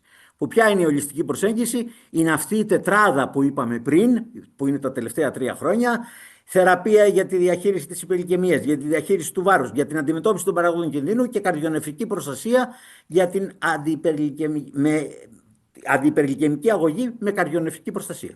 Και βέβαια να μην ξεχνάμε αυτά τα οποία τα τονίσαμε και εμείς στην πορεία, τα τόνισα και εγώ στην πορεία, αλλά τα τονίζει ιδιαίτερα και το Άντα το 2026. Από κοινού λήψη αποφάσεων, μετράει γλώσσα, δομημένη εκπαίδευση, ψυχοκοινωνικοί παράγοντες, κοινωνικοί παράγοντες, να αντιμετωπίσουμε το καθεστώς της θεραπευτικής αδράνειας, να προχωρούμε δηλαδή σε εξέλιξη της αγωγής μας. Υποκείμενη φυσιολογία, αποτελεσματική οργάνωση και παροχή φροντίδας, μείωση κινδύνου υπογλυκαιμίας, παρακολούθηση, τροποποίηση συμπεριφορών υγείας, επιτήρηση για επιπλοκές και screening. Έτσι, να παρακολουθούμε δηλαδή τις επιπλοκές που ξεκινάνε και ούτως ώστε αν μπορούμε να πιάσουμε μια επιπλοκή στο ξεκίνημά της, τότε μπορούμε να την αντιμετωπίσουμε σήμερα. Ενώ αν πάρει το δρόμο της μετά δεν μπορούμε να κάνουμε πολλά πράγματα, όπως γνωρίζετε πάρα πολύ καλά. Οι στόχοι λοιπόν της φροντίδας μας είναι πρόληψη επιπλοκών και βέλτιστη ποιότητα ζωής. Και βέβαια πάντα ισχύει αυτό που βλέπετε εδώ. Το οικοδόμημα της υγείας στο άτομο με διαβήτη έχει 4 κολόνες: η γλυκαιμική ρύθμιση, η ρύθμιση της αρτηριακής πίεσης, των λιπιδίων και παράγοντες αντιδιαβητικοί που έχουν καρδιονέφρο προστατευτική δράση. Και έτσι πάμε λοιπόν σε αυτό που λέμε πολυπαραγωγική παρέμβαση. Και σήμερα όσον αφορά την πολυπαραγωγική παρέμβαση έχουμε οδηγίες από το Άντα 2026 όσον αφορά την αρτηριακή πίεση. Όταν είναι η αρτηριακή πίεση πάνω από το 130 μέχρι το 150 ξεκινάμε με ένα φάρμακο και lifestyle πάντα management. Αν έχει αλμπουμινουρία ή έχει στεφανία νόσο, τότε θα βάλουμε κυρίως φάρμακο το άξονα. Εάν δεν έχει, μπορούμε να βάλουμε και CCB ή να βάλουμε διουρητικό. Εάν η αρτηριακή πίεση είναι πάνω από το 150-90, τότε ξεκινάμε με 2 φάρμακα. Και αν υπάρχει αλμπουμινουρία ή CAD, τότε ξεκινάμε με φάρμακο του άξονα και CCB ή διουρητικό. Και αν δεν υπάρχει αλμπουμινουρία ή CAD, τότε ξεκινάμε με 2 οποιαδήποτε φάρμακα από τη γνωστή τετράδα των αντιπερτασικών αγωγών. Και όταν υπάρχει θεραπευτική αστοχία και υπάρχει και δεν ρυθμίζεται ο ασθενής μας, παρόλο που παίρνει 3 αντιπερτασικές αγωγές στη μέγιστη δόση, μεταξύ των οποίων η μία είναι διουρητικό, τότε θα προσθέσουμε από ό,τι βλέπετε εδώ και τους ανταγωνιστές των υποδοχείων των αραλτοκορτικοειδών. Αυτό είναι που προτείνεται για την ανθεκτική υπέρταση. Όσον αφορά τα λιπίδια, βλέπετε το Άντα 2026 τι συστήνει στους ασθενείς που είναι 20 με 40 ετών και έχουν και παράγοντες κινδύνου να χορηγήσουμε στατίνη οπωσδήποτε. Εάν είναι 40 με 75 ετών, τότε χορηγούμε στατίνη μέτριας έντασης σε εκείνους που δεν έχουν παράγοντες κινδύνου. Αλλά όταν έχουν παράγοντες κινδύνου, τότε χορηγούμε στατίνη υψηλής έντασης. Και βεβαίως μπορούμε να χρησιμοποιήσουμε και βεβαιωδικό που ακόμα δεν έχει έρθει, είναι τους PCSK9 inhibitors που έχουμε ήδη αρκετή εμπειρία από αυτούς. Και σε ασθενείς που είναι πάνω από 75 ετών, τότε συνεχίζουμε την υπάρχουσα αγωγή στατίνης ή αν θέλουμε να ξεκινήσουμε στατίνη σε αυτούς τους ασθενείς, τότε θα βάλουμε μέτριας ένταση στατίνη και όχι ισχυρή στατίνη, αφού αξιολογήσουμε τα ωφέλη και τους κινδύνους. Και βλέπετε λοιπόν πώς κλείνει το Άντα όσον αφορά την πολυπαραγωγική προσέγγιση των ατόμων με διαβήτη. Βλέπετε, αυτοί που δεν έχουν παράγοντες κινδύνου, έτσι, μάλλον που δεν έχουν καρδιαγγειακή νόσο, τότε αν είναι υψηλού κινδύνου θα πρέπει να πάρουν αυτοί, βλέπετε, είτε να πάρουν στατίνη, GLP-1 και SGLT2. Αν δεν είναι υψηλού κινδύνου, τότε μόνο στατίνη, όπου τη είδαμε και πριν, μέτριας ή υψηλής έντασης. Αν όμως οι ασθενείς μας είναι δευτερογενούς πρόληψης, δηλαδή έχουν εγκατεστημένη καρδιαγγειακή νόσο, τότε θα δώσουμε υψηλής έντασης στατίνη, GLP-1 και SGLT2. Και εάν το ασθενής μας, προσέξτε τώρα στο επίπεδο της πολυκεντρικής παρέμβασης, πολυπαραγωγικής παρέμβασης. Εάν οι ασθενείς μας έχουν ASCVD και έχουν δύο τουλάχιστον αγκιακά δίκτυα τα οποία έχουν αγκιοπάθεια, έτσι, και είναι και πάνω από 65 χρονών, τότε χορηγούμε ασπιρίνη και ριβαροξαμπάν. 2,5 μιλιγκράμμ 2 φορές την ημέρα. Είναι από τη μελέτη Compass. Όταν έχουμε λοιπόν σε δύο αγκιακά δίκτυα έχουμε πρόβλημα, ζημιά, τότε θα πρέπει να χορηγήσουμε διπλή αγωγή. Και ασπιρίνη και ριβαροξαμπάν 2,5 μιλιγκράμμ 2 φορές την ημέρα. Εάν όμως δεν έχουμε παρά μόνο σε ένα δίκτυο, τότε θα πρέπει να χορηγήσουμε ασπιρίνη ή κλοπιδογορέλη. Συμπεράσματα λοιπόν, και τελειώνουμε αγαπητοί μου φίλοι και συνάδελφοι. Η γλυκαιμική ρύθμιση διατηρεί την αξία της για την αποτροπή οξέων και χρόνιων επιπλοκών. Η συνεχής καταγραφή του ζαχάρου ισχυρό όπλο για την επιτυχή ρύθμιση. Ισχυρή σχετικά παραμένει η επιλογή της μετφορμίνης για εμάς στο πρώτο θεραπευτικό βήμα και σημαντική η εκπαίδευση και η υποστήριξη αυτοδιαχείρισης και αλλαγής του τρόπου ζωής του ατόμου με διαβήτη. Αναμφισβήτητη επιλογή SGLT2 και GLP-1 στους ασθενείς υψηλού καρδιογειακού κινδύνου. Το κρίσιμο πάντως στην πρωτογενή πρόληψη είναι η αυστηρή εντός προσδιορισμένων εξατομικευμένων στόχων γλυκαιμική ρύθμιση και η μείωση του σωματικού βάρους κυρίως με τους αγωνιστές GLP-1 στους παχύσαρκους ασθενείς με διαβήτη. Οι SGLT2 αποτελούν την κύρια επιλογή στους ασθενείς με καρδιακή ανεπάρκεια ή με χρόνια νεφρική νόσο, ενώ πλέον εξίσου σημαντική επιλογή θεωρείται η προσθήκη της σέμαγλουτίδης και της φινιρενόνης στους ασθενείς με χρόνια νεφρική νόσο ή και καρδιακή ανεπάρκεια με διατριμμένο κλάσμα εξώθησης. Η GLP-1 και η πιογλυταζόνη είναι οι επιλογές μας για MASH και αγκιακό κεφαλικό επεισόδιο. Και βεβαίως δεν ξεχνούμε ποτέ αυτό που είπε η Κιστίνο, επιμένουμε στην πολυπαραγωγική, εξατομικευμένη προσέγγιση και αντιμετώπιση του ασθενούς μας. Γιατί είναι πάρα πολύ σημαντική η επικοινωνία που θα έχουμε με τον ασθενή. Η επικοινωνία που θα έχει ο ασθενής με όλη την ομάδα των θεραπευτών και όχι μόνο των γιατρών, των νοσηλευτών, των διαιτολόγων, των ψυχολόγων, των φυσιοθεραπευτών. Και εκεί θα πρέπει να σκεφτόμαστε και να χρησιμοποιούμε ανάλογη γλώσσα, να τους εκπαιδεύουμε αυτά που είπαμε στην αρχή, το λεγόμενο DSMS. Και βέβαια συχνή παρακολούθηση είτε με προσωπικό ραντεβού είτε με τηλεϊατρική. Γιατί ούτε η ιατρική νηδένε ό,τι εστιν άνθρωπος. Είναι αδύνατο να ξέρει την ιατρική αυτός που δεν ξέρει ακριβώς τι είναι ο άνθρωπος. Ιπποκράτης 2.500 χρόνια πριν από το σήμερα. Ευχαριστώ πάρα πολύ για την προσοχή σας. Ευχαριστούμε πολύ, κύριε Μελιδόνη. Σας ευχαριστούμε πάρα πολύ. Νομίζω ότι σπάσαμε κάθε ρεκόρ σήμερα. Παρουσιάσατε όλο, από το α και το ω, όλο τον ζαχαρό διαβήτη και διαχείρισή του σε όλα τα επίπεδα, σύμφωνα με τα τελευταία δεδομένα. Αν θέλετε να μην κάνετε... Ναι, βλέπετε τώρα. Επειδή... Λυπάμαι που δεν σας βλέπω. Ναι, ναι, και εμείς το ίδιο, Και αλλά δεν με σας βλέπετε. ακούσαμε μια χαρά, σας απολαύσαμε. Ήταν, τι να σας πω, η παρουσία σας σε μένα, δηλαδή πραγματικά όποιος αναζήσει και αυτό το βίντεο, όποιος δεν έχει προλάβει το δει από την αρχή, νομίζω ότι όποτε θα ανατρέχει θα μπορεί να έχει ένα up-to-date για την κλινική του πρακτική και να απαντήσει στα ερωτήματα. Θα σας κάνω μία ερώτηση εγώ, πριν προχωρήσουμε στο... θέλω να ρωτήσω για το ρόλο της ασπιρίνης στην πρωτογενή πρόληψη στο ζαχαρό διαβήτη. Ποια είναι η γνώμη σας? Ξέρω ότι υπάρχουν θολούρα στα δεδομένα, αλλά θα ήθελα έτσι... Είδατε και τώρα το άντα δεν είναι πολύ σαφές. Πάλι Ναι, μας δεν λέει είναι. ότι αν είναι μόνο ένα αγκιακό δίκτυο θα πρέπει να δώσουμε ασπιρίνη ή κλοπιδογρέλη και το αφήνει έτσι. Η Ναι. πραγματικότητα πια είναι αυτή που και πέρυσι έλεγε το άντα και πέρυσι λέγαμε και εμείς. Δηλαδή όταν είναι 50 με 70 ετών τα άτομα με διαβήτη και έχουν πάνω από δύο ή περισσότερους παράγοντες κινδύνου, τότε μπορούμε να χορηγήσουμε ασπιρίνη. Αυτό είναι σίγουρο. Πάνω από δύο παράγοντες, δηλαδή να είναι υπερταστικός και υπερλιπιδημικός, για Ακριβώς. παράδειγμα, δίνουμε και μια Πάνω από ασπιρίνη. 70 ετών όμως δεν χορηγούμε ασπιρίνη σήμερα, παρά μόνο αν είναι δευτερογενής πρόληψη, δηλαδή δεν έχουν εγκατεστημένη καρδιαγική νόσο. Γιατί Ναι, πάνω από 70 υπήρχε όχι. μια μελέτη άσπρη, η οποία έδειξε ότι όταν χορηγούμε πρωτογενή Ναι, πρόληψη, κάνουμε με ασπιρίνη αιμορραγία. πάνω από τα 70, έχουμε περισσότερο το Ναι. harm, τη ζημιά, παρά το όφελος. Ωραία. Λοιπόν, τώρα θα προχωρήσουμε θα κάνετε scroll down στην οθόνη σας όπου θα απαντείτε ερωτήσεις και παράλληλα καλώ τον κύριο Παπαλίτο Βασίλη, τον συνάδελφο Γενικό Γιατρό, να κάνει τη δική του παρουσίαση, το δικό του σχολιασμό και μετά θα απαντήσουμε τις ερωτήσεις και τις ερωτήσεις που αφορούν την ομιλία του κυρίου Μελιδόνη. Κύριε Μελιδόνη, υπάρχει ένα περιστατικό που έχετε βάλει, το οποίο δεν θα μπορέσουμε να το ανεβάσουμε, αλλά μπορείτε να το παρουσιάσετε κι εσείς αν θέλετε, Ναι. απευθείας. όταν χρειαστεί. Λοιπόν, Έχω ανεβάσει Βασίλη, τώρα την πρώτη ναι, ερώτηση. μετά την αυτή θα το συζητήσουμε όλο μαζί. Βασίλη, Α, έχει το ωραία. λόγο. Καλησπέρα σας και από μένα.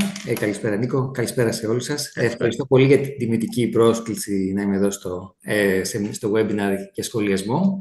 Και εγώ εντυπωσιάστηκα με την πόσο ολοκληρωμένη παρουσιάστηκε ο Μελιδόνη. Πάρα πολύ καλό για την πρακτική μας και τον ευχαριστώ και εγώ πάρα πολύ.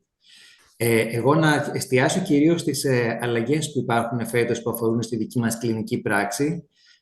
Νούμερο 1 στο screening που κάνουμε.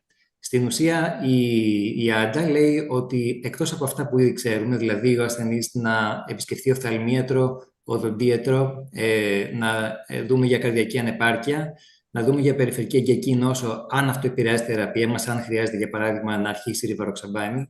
Πλέον μπαίνει και το screening επίσημα για τις διαταραχές ύπνου, γιατί όπως είδαμε ο ύπνος, η ποιότητα, η ποσότητα, ο χρονότυπος, πότε κοιμάται κάποιος και η άπνοια ύπνου συμπεριλαμβανομένη, έχουν μεγάλη επίδραση στο διαβήτη και τις επιπλοκές του. Επίσης, συστήνει screening για αυτό που λέγεται diabetes distress, δηλαδή η δυσφορία, η αγωνία του ασθενή όσον αφορά την θεραπεία του, για παράδειγμα, αν μπορεί οικονομικά να τα καταφέρει, αν μπορεί να κάνει την αγωγή του όπως πρέπει. Επίσης, οι φόβοι του, για παράδειγμα, φόβοι για υπογλυκαιμία και επιπλοκές του σαχαροδιαβήτη, κάτι που μας βοηθάει και εμάς στην καθημερινή μας πράξη με τους ασθενείς να τους προσεγγίσουμε και λίγο πιο ανθρώπινα. Επίσης, να σχολιάσω ότι φέτος υπάρχει και η πρόταση ασθενείς με σαχαροδιαβήτη τύπου 2 που έχουν πολλαπλές ενέσεις ινσουλίνης ή ακόμα και βασική ινσουλίνη σε έναν βαθμό, να έχουν συστήματα συνεχούς καταγραφής γλυκόζης. Δύσκολο λιγάκι αυτή τη στιγμή, αλλά σύντομα θα είναι στην πιο καθημερινή μας πρακτική. Και γι' αυτό το λόγο και εμείς πρέπει να γνωρίζουμε ότι ο στόχος, το timing range που θέλουμε, μεταξύ 70 και 180, πρέπει να είναι για μια σωστή ρύθμιση στο επίπεδο της γλυκοσγειωμένης 7% στο τουλάχιστον 70% να είναι timing range, με υπογλυκαιμίες κάτω από 4%. Αλλά αν έχουμε ασθενείς που θέλουμε στόχο ρύθμιση, για παράδειγμα 8%, ηλικιωμένους ασθενείς με πιο συχνό κίνδυνο υπογλυκαιμιών και πολλά προβλήματα υγείας, τότε μεταφέρουμε τη γλυκόζη λίγο πιο ψηλά. Θέλουμε timing range τουλάχιστον 50%, όμως με λιγότερες υπογλυκαιμίες, κάτω από 1%. Επιπλέον, σαν σχόλιο, να πω για την αρτηριακή πίεση, γιατί πλέον με τις τρεις καινούργιες μελέτες για την ακρίβεια, η αφορούν τη συστολική και η μία τη διαστολική πίεση, φαίνεται ότι τα όρια τα θέλουμε λίγο πιο αυστηρά. Η BP Road Study έδειξε ότι ασθενείς που είχαν στόχο να κατεβούμε τα 120 σε σχέση με 140, είχαν 21% μείωση του σύνθετου καταληκτικού σημείου που αφορούσε εμφράγματα, καρδιαγγειακά, εγκεφαλικά επεισόδια, νοσηλεία σε υποκαρδιακή ανεπάρκεια και καρδιαγγειακό θάνατο. Και αντίστοιχα στους 395 ασθενείς που η ESPRIT είχε, η αυστηρότερη ρύθμιση πάλι είχε 12% αντίστοιχη μείωση. Στην μελέτη Hot Trial, εκεί πέρα, ο στόχος ήταν στους ασθενείς με διαβήτη να δούμε τι σχέση έχει ο στόχος κάτω από 80 σε διαστολική πίεση σε σχέση με κάτω από 90 και φάνηκε μια πολύ μεγάλη μείωση, του τάξης 49% για εμφράγματα εγκεφαλικά και καρδιαγγειακό θάνατο. Βέβαια, όλοι αυτοί οι στόχοι είναι εφόσον ο ασθενής μας μπορεί να τους καταφέρει χωρίς παραπάνω επιπλοκές. Επίσης, να πω ότι όσον αφορά την χρόνια νεφρική ανεπάρκεια, όντως υπήρχε μια όσμωση φαρμάκων που συνήθως δεν τα χρησιμοποιούσαμε εκεί. Δηλαδή, η σεμαγλουτίδη έχει πολύ μεγάλο ρόλο και γιατί βοηθάει στα νεφρικά συμβάματα και στα καρδιαγγειακά. Και η φιναρενόνη, η οποία φάνηκε πλέον ότι βοηθάει και στις νοσηλείες υποκαρδιακή ανεπάρκεια κυρίως, κατά 29% της μειώνει. Καθώς και που σύνθετο καταληκτικό σημείο με εγκεφαλικά εμφράγματα, καρδιαγγειακό θάνατο και νοσηλείες καρδιακής συνεπάρκειας εκεί στο επίπεδο του 13%. Δηλαδή, κυρίως οι νοσηλείες καρδιακής συνεπάρκειας βελτιώθηκαν. Επειδή και πάλι τη φιναρενόνη θα τη βάζουμε πιο συχνά στην πράξη μας, πρέπει να γνωρίζουμε ότι την ξεκινάμε αν έχουμε ένα κάλιο κάτω από 4,8 με 5, καθώς μπορεί να κάνει υπερκαλλιεμία και εφόσον κάνουμε έναρξη ή κάνουμε αλλαγή δοσολογίας, πρέπει να ελέγξουμε το κάλιο μετά από 1 με 2 εβδομάδες. Όσον αφορά την καρδιακή ανεπάρκεια, η σεμαβλητίδη φαίνεται να μειώνει τα συμπτώματα, η τριζεπατίδη με τη μελέτη Summit, πολύ σοβαρή μείωση, 38% είπαμε, για επιδείνωση καρδιακής ανεπάρκειας και καρδιακικού θανάτου και φαίνεται ότι λαμβάνουν ένα ρόλο σε αυτό. Επίσης, ένα καινούριο σημείο είναι ότι η σεμαβλητίδη στην περιφερική αγκιακή νόσο φαίνεται να μειώνει επίσης τα μείζωνα αγκιακά συμβάματα στα κάτω άκρα.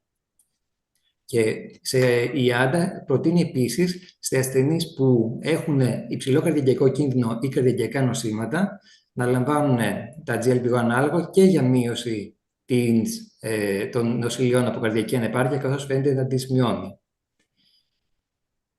Επίσης, να πω σε σχέση με την διαβητική νευροπάθεια, άλλη κατηγορία, καινούρια οδηγία, ότι μας δίνει επίσημα το δικαίωμα οι οδηγίες για συνδυασμό αγωγών που σχετίζονται με τον νευροπαθητικό πόνο.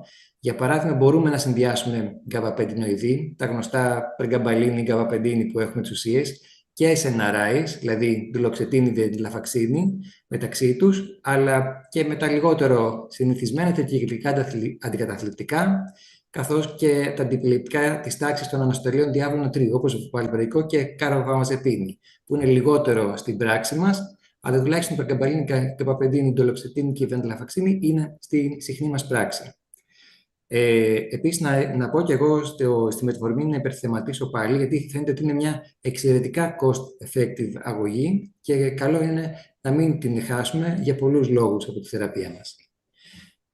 Σαν τελευταίο σχόλιο, να μην ξεχάσω ότι επειδή υπάρχουν πλέον αρκετές νέες γυναίκες και με διαβήτη και που βρίσκονται σε φάση προσπάθεια απώλειας βάρους και παίρνουν GLP-1 ανάλογα ή τριζεπατίδη, ότι πρέπει να διακόψουν 2 μήνες πριν μια εγκυμοσύνη την θεραπεία αυτή και εφόσον έχουν διαβήτη, στους 2 μήνες αυτούς να γίνει ρύθμιση με ινσουλίνη, ώστε να την έχουν διακόψει πριν τη σύλληψη. Αυτά από μένα τα σχόλια όσον αφορά τα καινούρια που αφορούν τις φετινές οδηγίες.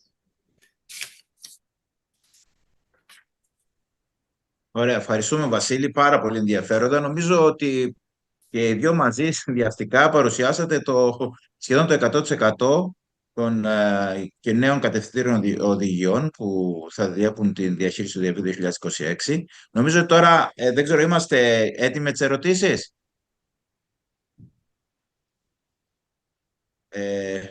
Βλέπετε που τις έχω βάλει. Ναι. Τις βλέπετε. Ωραία. Λοιπόν, εγώ θα τις λέω και σας σχολιάζετε, κύριε Μπελδόνη. Σε νοσηλευόμενο διαβητικό που υποσιτίζεται, ποιο σχήμα ινσουλινοθεραπείας θα χορηγήσετε? Το 51% είπαν υποδόρια βασική ινσουλίνη και διορθώσεις.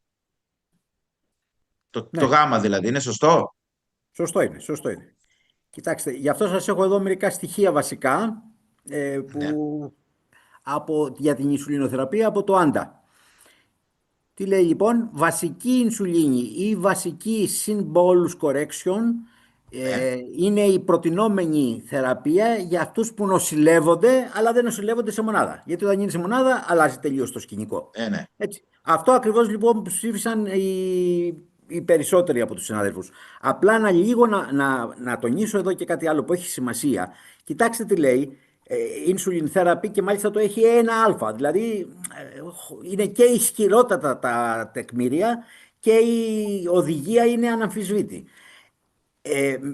Ένα πλάνο ινσουλίνης με basal, prandial και correction components είναι η προτινόμενη αγωγή για αυτούς οι οποίοι νοσηλεύονται ασθενείς. Και από εκεί και πέρα, για τους περισσότερους ασθενείς, η correction ή supplemental insulin without basal insulin σε αυτούς τους ασθενείς αποθαρρύνεται. Έχει πάρα πολύ μεγάλη σημασία αυτό και ας το προσέξουμε και στα κέντρα υγείας όπου εργαζόμαστε και στα νοσοκομεία. Τι γίνεται σε όλα τα νοσοκομεία και στα κέντρα υγείας, όχι σε όλα για να μην είναι απόλυτος, αλλά στα περισσότερα, τι παίζει? Υπάρχει μια κλίμακα. Που αυτή η κλίμακα είτε είναι ο άλλος 50 χρονών, είτε είναι 80, είτε είναι 50 κιλά, είτε είναι 180 κιλά, είναι η ίδια κλίμακα. Και τι λέει αυτή η κλίμακα? Έχεις 300 ζάχαρο, Αφού έχει 300, κάνε 10 μονάδες ακτράπιτ. Κάνει 10 μονάδες ακτράπιτ, 10 μονάδες απίδρα και μετά από 2 ώρες ο άνθρωπος μπορεί να έχει 0,60. Σήμερα υπολογίζεται και γι' αυτό ακριβώς βλέπετε είναι η σύσταση. Η σύσταση. Να αποθαρρύνεται η κλίμακα. Γιατί αυτό? Γιατί αυτή η μεγάλη μεταβλητότητα του ζαχαρού έχει πολύ μεγάλες κακές συνέπειες και στην νοσηλεία και στη θνητότητα. Πολύ κακές συνέπειες. Πολύ περισσότερες Όπως από την κάθε ίδια την μεταβλητότητα. Πολύ περισσότερες από την ίδια την υπερλικαιμία. Υπήρχαν 2 μεγάλες μελέτες, η Rabbit 1 και η Rabbit 2, που δείξανε ότι όταν στους ασθενείς που νοσηλεύονται κάνουμε απλά κλίμακα σε σύγκριση με τους ασθενείς που κάνουμε το basal και τα προγευματικά και ανάλογα κανονίζουμε και δίνουμε και αγωγές αντιδιαβητικές, τότε οι πρώτοι ασθενείς που είναι μόνο με κλίμακα έχουν μια πιθανότητα 40% μεγαλύτερου κινδύνου θνητότητας κατά τη διάρκεια της νοσηλείας. Άρα είναι πάρα 40%. πολύ σημαντικό να εγκαταλείψουμε την κλίμακα. Καταλάβατε? Γι' αυτό Ναι, το ναι, ναι. έβαλα αυτό το τελευταίο που έχει πολύ μεγάλη σημασία. Με την ευκαιρία της ερώτησης ήταν ευκαιρία να συζητήσουμε και αυτή τη Βέβαια. σημασία που έχει να αντιμετωπίσουμε έτσι τους ασθενείς μας στην νοσηλεία τους. Ωραία. Πάμε στη επόμενη ερώτηση. Άρα εδώ λοιπόν ήταν αυτό που είπαμε πριν. Ναι, Είναι ναι. υποδόρια, Ποιο βασική από- ινσουλίνη και διορθωτικές δόσεις. Πάμε στην επόμενη. Ωραία. Ποια από τα παρακάτω δεν είναι συστατικό του μεταβολικού Ναι. συνδρόμου?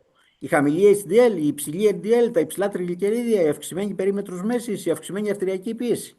Ποιο δεν είναι συστατικό του μεταβολικού συνδρόμου? Ναι, το Β.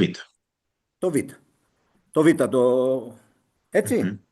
Ναι, ναι. Το Β δεν είναι, μπερδευτήκαν λίγο συνάδελφοι, γιατί αυτό έχει να κάνει καθαρά με την υπερλιπιδεμία. Η Ναι. χαμηλή HDL έχει κάνει με τους άλλους παράγοντες, τους παθοφυσιολογικούς του Το μεταβολικού μεταβολικό συνδρόμου. Ωραία. σύνδρομο είναι ένα σύνδρομο ουσιαστικά που προσπάθησαν να μαζέψουν όλους τους άλλους παράγοντες κινδύνου και να αφήσουν κατά μέρους απ' έξω την LDL που είναι βασικός λιπιδεμικός παράγον κινδύνου. Ναι, Και γι' αυτό δεν παίζει LDL στο μεταβολικό, παίζουν όλα τα άλλα. όλα τα άλλα. Πάμε στην επόμενη. Στις καρδιαγιακές επιδράσεις τρομακράς δράσεως GLP-1 αγωνιστών δεν περιλαμβάνεται η μείωση της αρτηριακής πίεσης, η αγκαιοδιαστολή, η μείωση της καρδιαγιακής συχνότητας, η βελτιωμένη ενεργειακή επάρκεια του μυοκαρδιακού κυτάρου, η προστασία του μυοκαρδίου από ισχυμική βλάβη. Ναι. Τι απαντήσαν Το οι Γ φίλοι μας? έχουν απαντήσει περισσότερο. Μπράβο. Το Η γάμα μείωση της είναι το καρδιακής σωστό. συνέστησης. Όλα τα άλλα Βέβαια. είναι τα θετικά που κάνουν οι GLP-1 αγωνιστές. Μειώνουν την αρτηριακή πίεση, κάνουν αγκαιοδιαστολή, βελτιώνουν την ενεργειακή επάρκεια του μυοκαρδιακού κυτάρου, προστατεύουν το μυοκάρδιο από ισχυμική βλάβη. Αλλά αυξάνουν κατά 5 έως 6 παλμούς την καρδιακή συχνότητα. Και αυτό είναι ένα θέμα. Άρα η μείωση στην της καρδιακής επόμενη. συχνότητας ήταν το σωστό. Και πάμε στο επόμενο ερώτημα. Το σχήμα ινσουλινοθεραπείας που χρησιμοποιούμε στο ζαχαρό διαβήτη μία είναι η σωστή απάντηση. Διφασικό μείγμα αναλόγων ινσουλίνης 2 ή 3 ενέσεις ημερησίως. Δεύτερον, μέσης δράσης ανθρωπίνου τύπου ινσουλίνη πρωί και βράδυ και το μεσημέρι ταχείας δράσης ανθρωπίνου τύπου ινσουλίνη, κρυσταλλική. 3. Ένα μακράς δράσης ανάλογο ινσουλίνης το βράδυ και 3 ταχείας δράσης ανάλογα ινσουλίνης προγευματικά. Τέταρτον, ένα μακράς δράσης ανάλογο ινσουλίνης και ένα ταχείας δράσης ανάλογο ινσουλίνης προγευματικά. Η σωστή Ναι, απάντηση βλέπουμε είναι το 3. Ναι, το 3, το 82%, μια χαρά, πάρα πολύ Μπράβο. ωραία. Στον διαβήτη τύπου 1 δεν έχουμε έγκριση για χορήγηση οποιασδήποτε άλλη αγωγής. Μόνο ινσουλίνη. Όλα τα άλλα που λέμε ότι στη διαδρομή από basal μέχρι basal bolus μπορούμε να βάλουμε και τις άλλες αγωγές ισχύουν για το διαβήτη τύπου 2. Στο διαβήτη τύπου 1 καμία άλλη αγωγή δεν έχει έγκριση. Μόνο ινσουλίνη. Βασική και ταχείες, προγευματικές. Βεβαίως. Περιστατικό. Πάμε και στο περιστατικό. Να το προχωρήσω, Νίκο. Ναι, βεβαίως. Ο κύριος Κάπα είναι ασθενής 55 ετών, με διαβήτη τύπου 2 από πενταετίας. Είναι παχύσαρκος, με BMI 33 και waist, περίμετρο μέσης δηλαδή, 107 εκατοστά, με αρτηριακή πίεση 140-80. Λαμβάνει μετφόρμιν 850/2 και ραμιπρίλ 5 mg. Προσκομίζει τις εξής εξετάσεις. Γλυκοσλιωμένη 8,6, LDL 130, τριγλικερίδια 160, HDL 35, γάμα-GT 50, SGOT 92, SGPT 85, ουρία 40, κρεατινίνη 1,1. Τι οδηγίες θα δοθούν? Και εδώ μπαίνουν τα εναλλακτικά. Η πρώτη πρόταση. Προστίκη αναστολέα στη GL2 και πιταβαστατίνη 4 mg. Η δεύτερη πρόταση, προσθήκη πιογλυταζόνης, σιταγλυτίνης και ατορβαστατίνης. Η τρίτη πρόταση, προσθήκη πιογλυταζόνης, σεμαγλουτίδης και ατορβαστατίνης. Η τέταρτη πρόταση, προσθήκη αναστολέας της GLT2, σιταγλυτίνης και ατορβαστατίνης. Και η πέμπτη πρόταση, προσθήκη γλυκλαζίδης, πιογλυταζόνης και στατίνης. Τι ψήφισε η πλειοψηφία? Εδώ αυτή δεν τη βάλαμε, αυτή θα τη συζητήσουμε, γιατί δεν μπορούσε να μπει για ψηφοφορία. Εδώ ωραία. δίνει την πληθώρα των επιλογών που έχουμε. Να την προχωρήσω. Ναι, βεβαίως. Μία-μία αφαιρέστε τις. Άρα, λοιπόν, ο κύριος Κάπα είναι παχύσαρκος ασθενής 55 ετών. Πρώτα να δούμε το μεταβολικό του προφίλ και γενικότερα το καλλιεργικό του προφίλ. Είναι παχύσαρκος ασθενής 55 ετών με διαβήτη τύπου 2 και μεταβολικό σύνδρομο. Έχει πάνω από 102 εκατοστά περιφέρεια μέσης και όλα τα άλλα. Και πολλαπλούς παράγοντες κινδύνου. Ασθενής με μάσλντ και πιθανή μάς. Έχει αυξημένες τρασαμινάσεις. Είναι οπωσδήποτε έχει μάσλντ. Και υπάρχει ένα ενδεχόμενο να έχει και μάς βέβαια, αλλά για να το συγκροτήσουμε αυτό θα πρέπει να κάνουμε ελαστογραφία. Τρίτον, είναι διαβητικός ασθενής με έκδηλη ινσουλίνο αντίσταση, μια και έχει και αυτή την παχυσαρκία και το μεταβολικό σύνδρομο. Και αρρύθμιστο διαβήτη, γιατί έχει 8,6 γλυκοζηλιωμένη, χωρίς όμως να είναι καταβολικός. Άρα, ποιοι είναι οι μεταβολικοί στόχοι σε αυτόν τον ασθενή, 55 ετών, επαναλαμβάνω, γλυκοζηλιωμένη κάτω από το 7%, δηλαδή μείωση κατά 1,5 έως 2% της γλυκοζηλιωμένης, LDL 70, μείωση δηλαδή 40% της LDL που έχει. Γιατί έχει 130 LDL. Ακριβώς. Τι ξέρουμε εδώ όσον αφορά τις αγωγές? Οι πιο ισχυρές αγωγές είναι η βασική ινσουλίνη και τα GLP-1. 0,9 έως 1% σε αυτή τη μετανάλυση μειώνουν την γλυκοζηλιωμένη αιμοσφαιρική. Τι ξέρουμε επίσης στο NAFLD-NAS ή MASLD-MAS? Ότι οι αγωγές εκείνες οι οποίες έχουν ιστολογική βελτίωση, όχι μειώνουν μόνο τις τρασαμινάσεις, αλλά έχουν και ιστολογική βελτίωση, δηλαδή το MAS ενδεχόμενα να το κάνουν MASLD. Είναι οι θειαζολινεδιόνες, δηλαδή οι πιογλυταζόνοι και οι GLP-1 αγωνιστές. Για τα όλα τα άλλα έχουμε μεν κάποια δεδομένα, όπως στη GLT2 έχουμε δεδομένα ότι μειώνουν τις τρασαμινάσεις, μειώνουν το λίπος, αλλά δεν έχουμε ακόμα δεδομένα για ιστολογική βελτίωση. Άρα εδώ προέχει να βάλουμε αυτές τις δύο αγωγές για τις οποίες έχουμε τέτοια δεδομένα. Έτσι λοιπόν η τελική αγωγή για τον κύριο Κάπα είναι μετφορμίνη, πιογλυταζόνη, σεμαγλουτίδι 1 μιλιγκράμμ την εβδομάδα. Άτορβαστατίνη 10 μιλιγκράμμ, γιατί μειώνουμε 40-45% την LDL με αυτόν τον τρόπο. Αυτός δεν έπαιρνε καθόλου υπολοιπιδημική αγωγή και συνεχίζουμε το ραμιπύρι 5 μιλιγκράμμ, γιατί η αρτηριακή του πίεση ήταν εντός στόχου.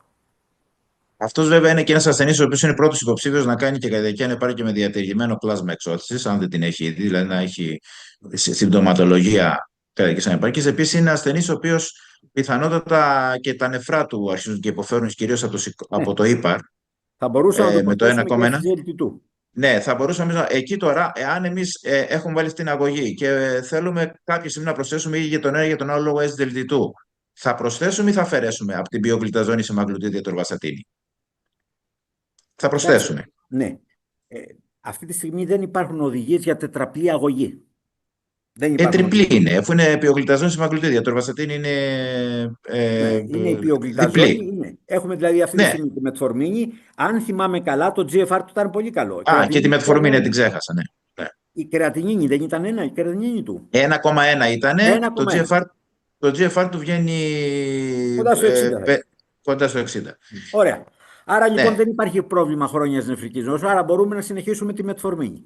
Ωραία. Αν κάποια στιγμή. Την πιογλυταζόνη, μπορούμε να προσθέσουμε, να έχουμε τη σεμαγλουτίδη και να βάλουμε και στη GLT2 αναστολέα. Σε μια τέτοια περίπτωση, αν βάλαμε στη GLT2 αναστολέα, εγώ προσωπικά θα μείωνα την πιογλυταζόνη. Θα μειώνατε τη δόση. Τη δόση. Ωραία. Και την πιογλυταζόνη τη δόση και τη μετφορμίνη τη δόση. Ωραία. Εντάξει. Άρα θα μπορούσαμε να βάλουμε να προσθέσουμε και SGLT2 αργότερα. Ναι. Σε μια δεύτερη εξήγηση. Ωραία. Λοιπόν, νομίζω τελειώσαμε τις ερωτήσεις. Δεν είχε όμως, Νίκο, στα αναλλακτικά, δεν είχα βάλει το SGLT2 επίτηδες, γιατί όλοι θα ψηφίζαν αμέσως το SGLT2. Ακριβώς, το κατάλαβα. Γι' αυτό εγώ το είπα σε δεύτερη, για να το προχωρήσουμε λίγο. Ωραία, έχετε κι άλλο ένα περιστατικό με τον χειρουργό? Ένα περιστατικό. Ο συνάδελφος ασθενής είναι χειρουργός 63 ετών. Έχει κάνει παροδικό ισχυμικό προεξαμήνου, πρόστιο έμφαραμα μυοκαρδίου προμηνός. Έχει δείκτη μάζας σώματος 30, δηλαδή είναι ένας πλήρως καρδιαγγειακός ασθενής. Δείκτης μάζας σώματος 30, καπνιστής, τιμές γλυκόζης 150 με 200 προγευματικά, έχει γλυκοζηλιωμένη 8,1, υπομετφορμίνη 850 μια φορά την ημέρα. Οι υπατικές εξετάσεις είναι φυσιολογικές, η κρατινίνη είναι 2,3 και το GFR του είναι 29 και το ACR είναι 320. Εκδηλώνει προτίμηση σε μη ενέσιμες αγωγές. Για να δούμε λοιπόν εδώ τι του προτείνουμε. Προσθήκη DPP4. Επαναλαμβάνω, αυτός παίρνει μόνο μετφορμίνη, αν θυμάμαι καλά. Μόνο μετφορμίνη. Και έχει γλυκοζηλιωμένη 8,1. Προσθήκη DPP4, μία πρόταση. Προσθήκη σε μαγλουτίδι 1 μιλιγκράμμ, δεύτερη πρόταση. Προσθήκη σουλφονιλουρία, διακοπή του μετφορμίνης, τρίτη πρόταση. Προσθήκη SGLT2 αναστολέα, διακοπή μετφορμίνης. Εμπαγκλυφλοζίνη ή νταπαγκλυφλοζίνη, καναγκλυφλοζίνη. Όποιο θέλουμε πάνω από τα τρία. Και τελευταίο, η ίδια αγωγή συν προσθήκη αυστηρού lifestyle. Να το τρέξουμε. Ναι, βέβαια.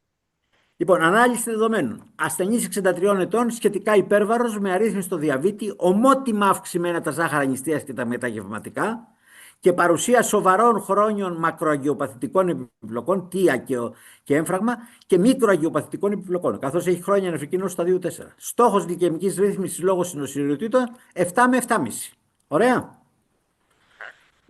Λόγω GFR κάτω από 30 πρέπει να διακοπεί η μετφορμίνη. Λόγω προσφάτου εμφράγματος μυοκαρδίου και φόβου αυξημένου κινδύνου υπογλυκαιμίας δεν έχει ένδειξη σουλφονιλουρία.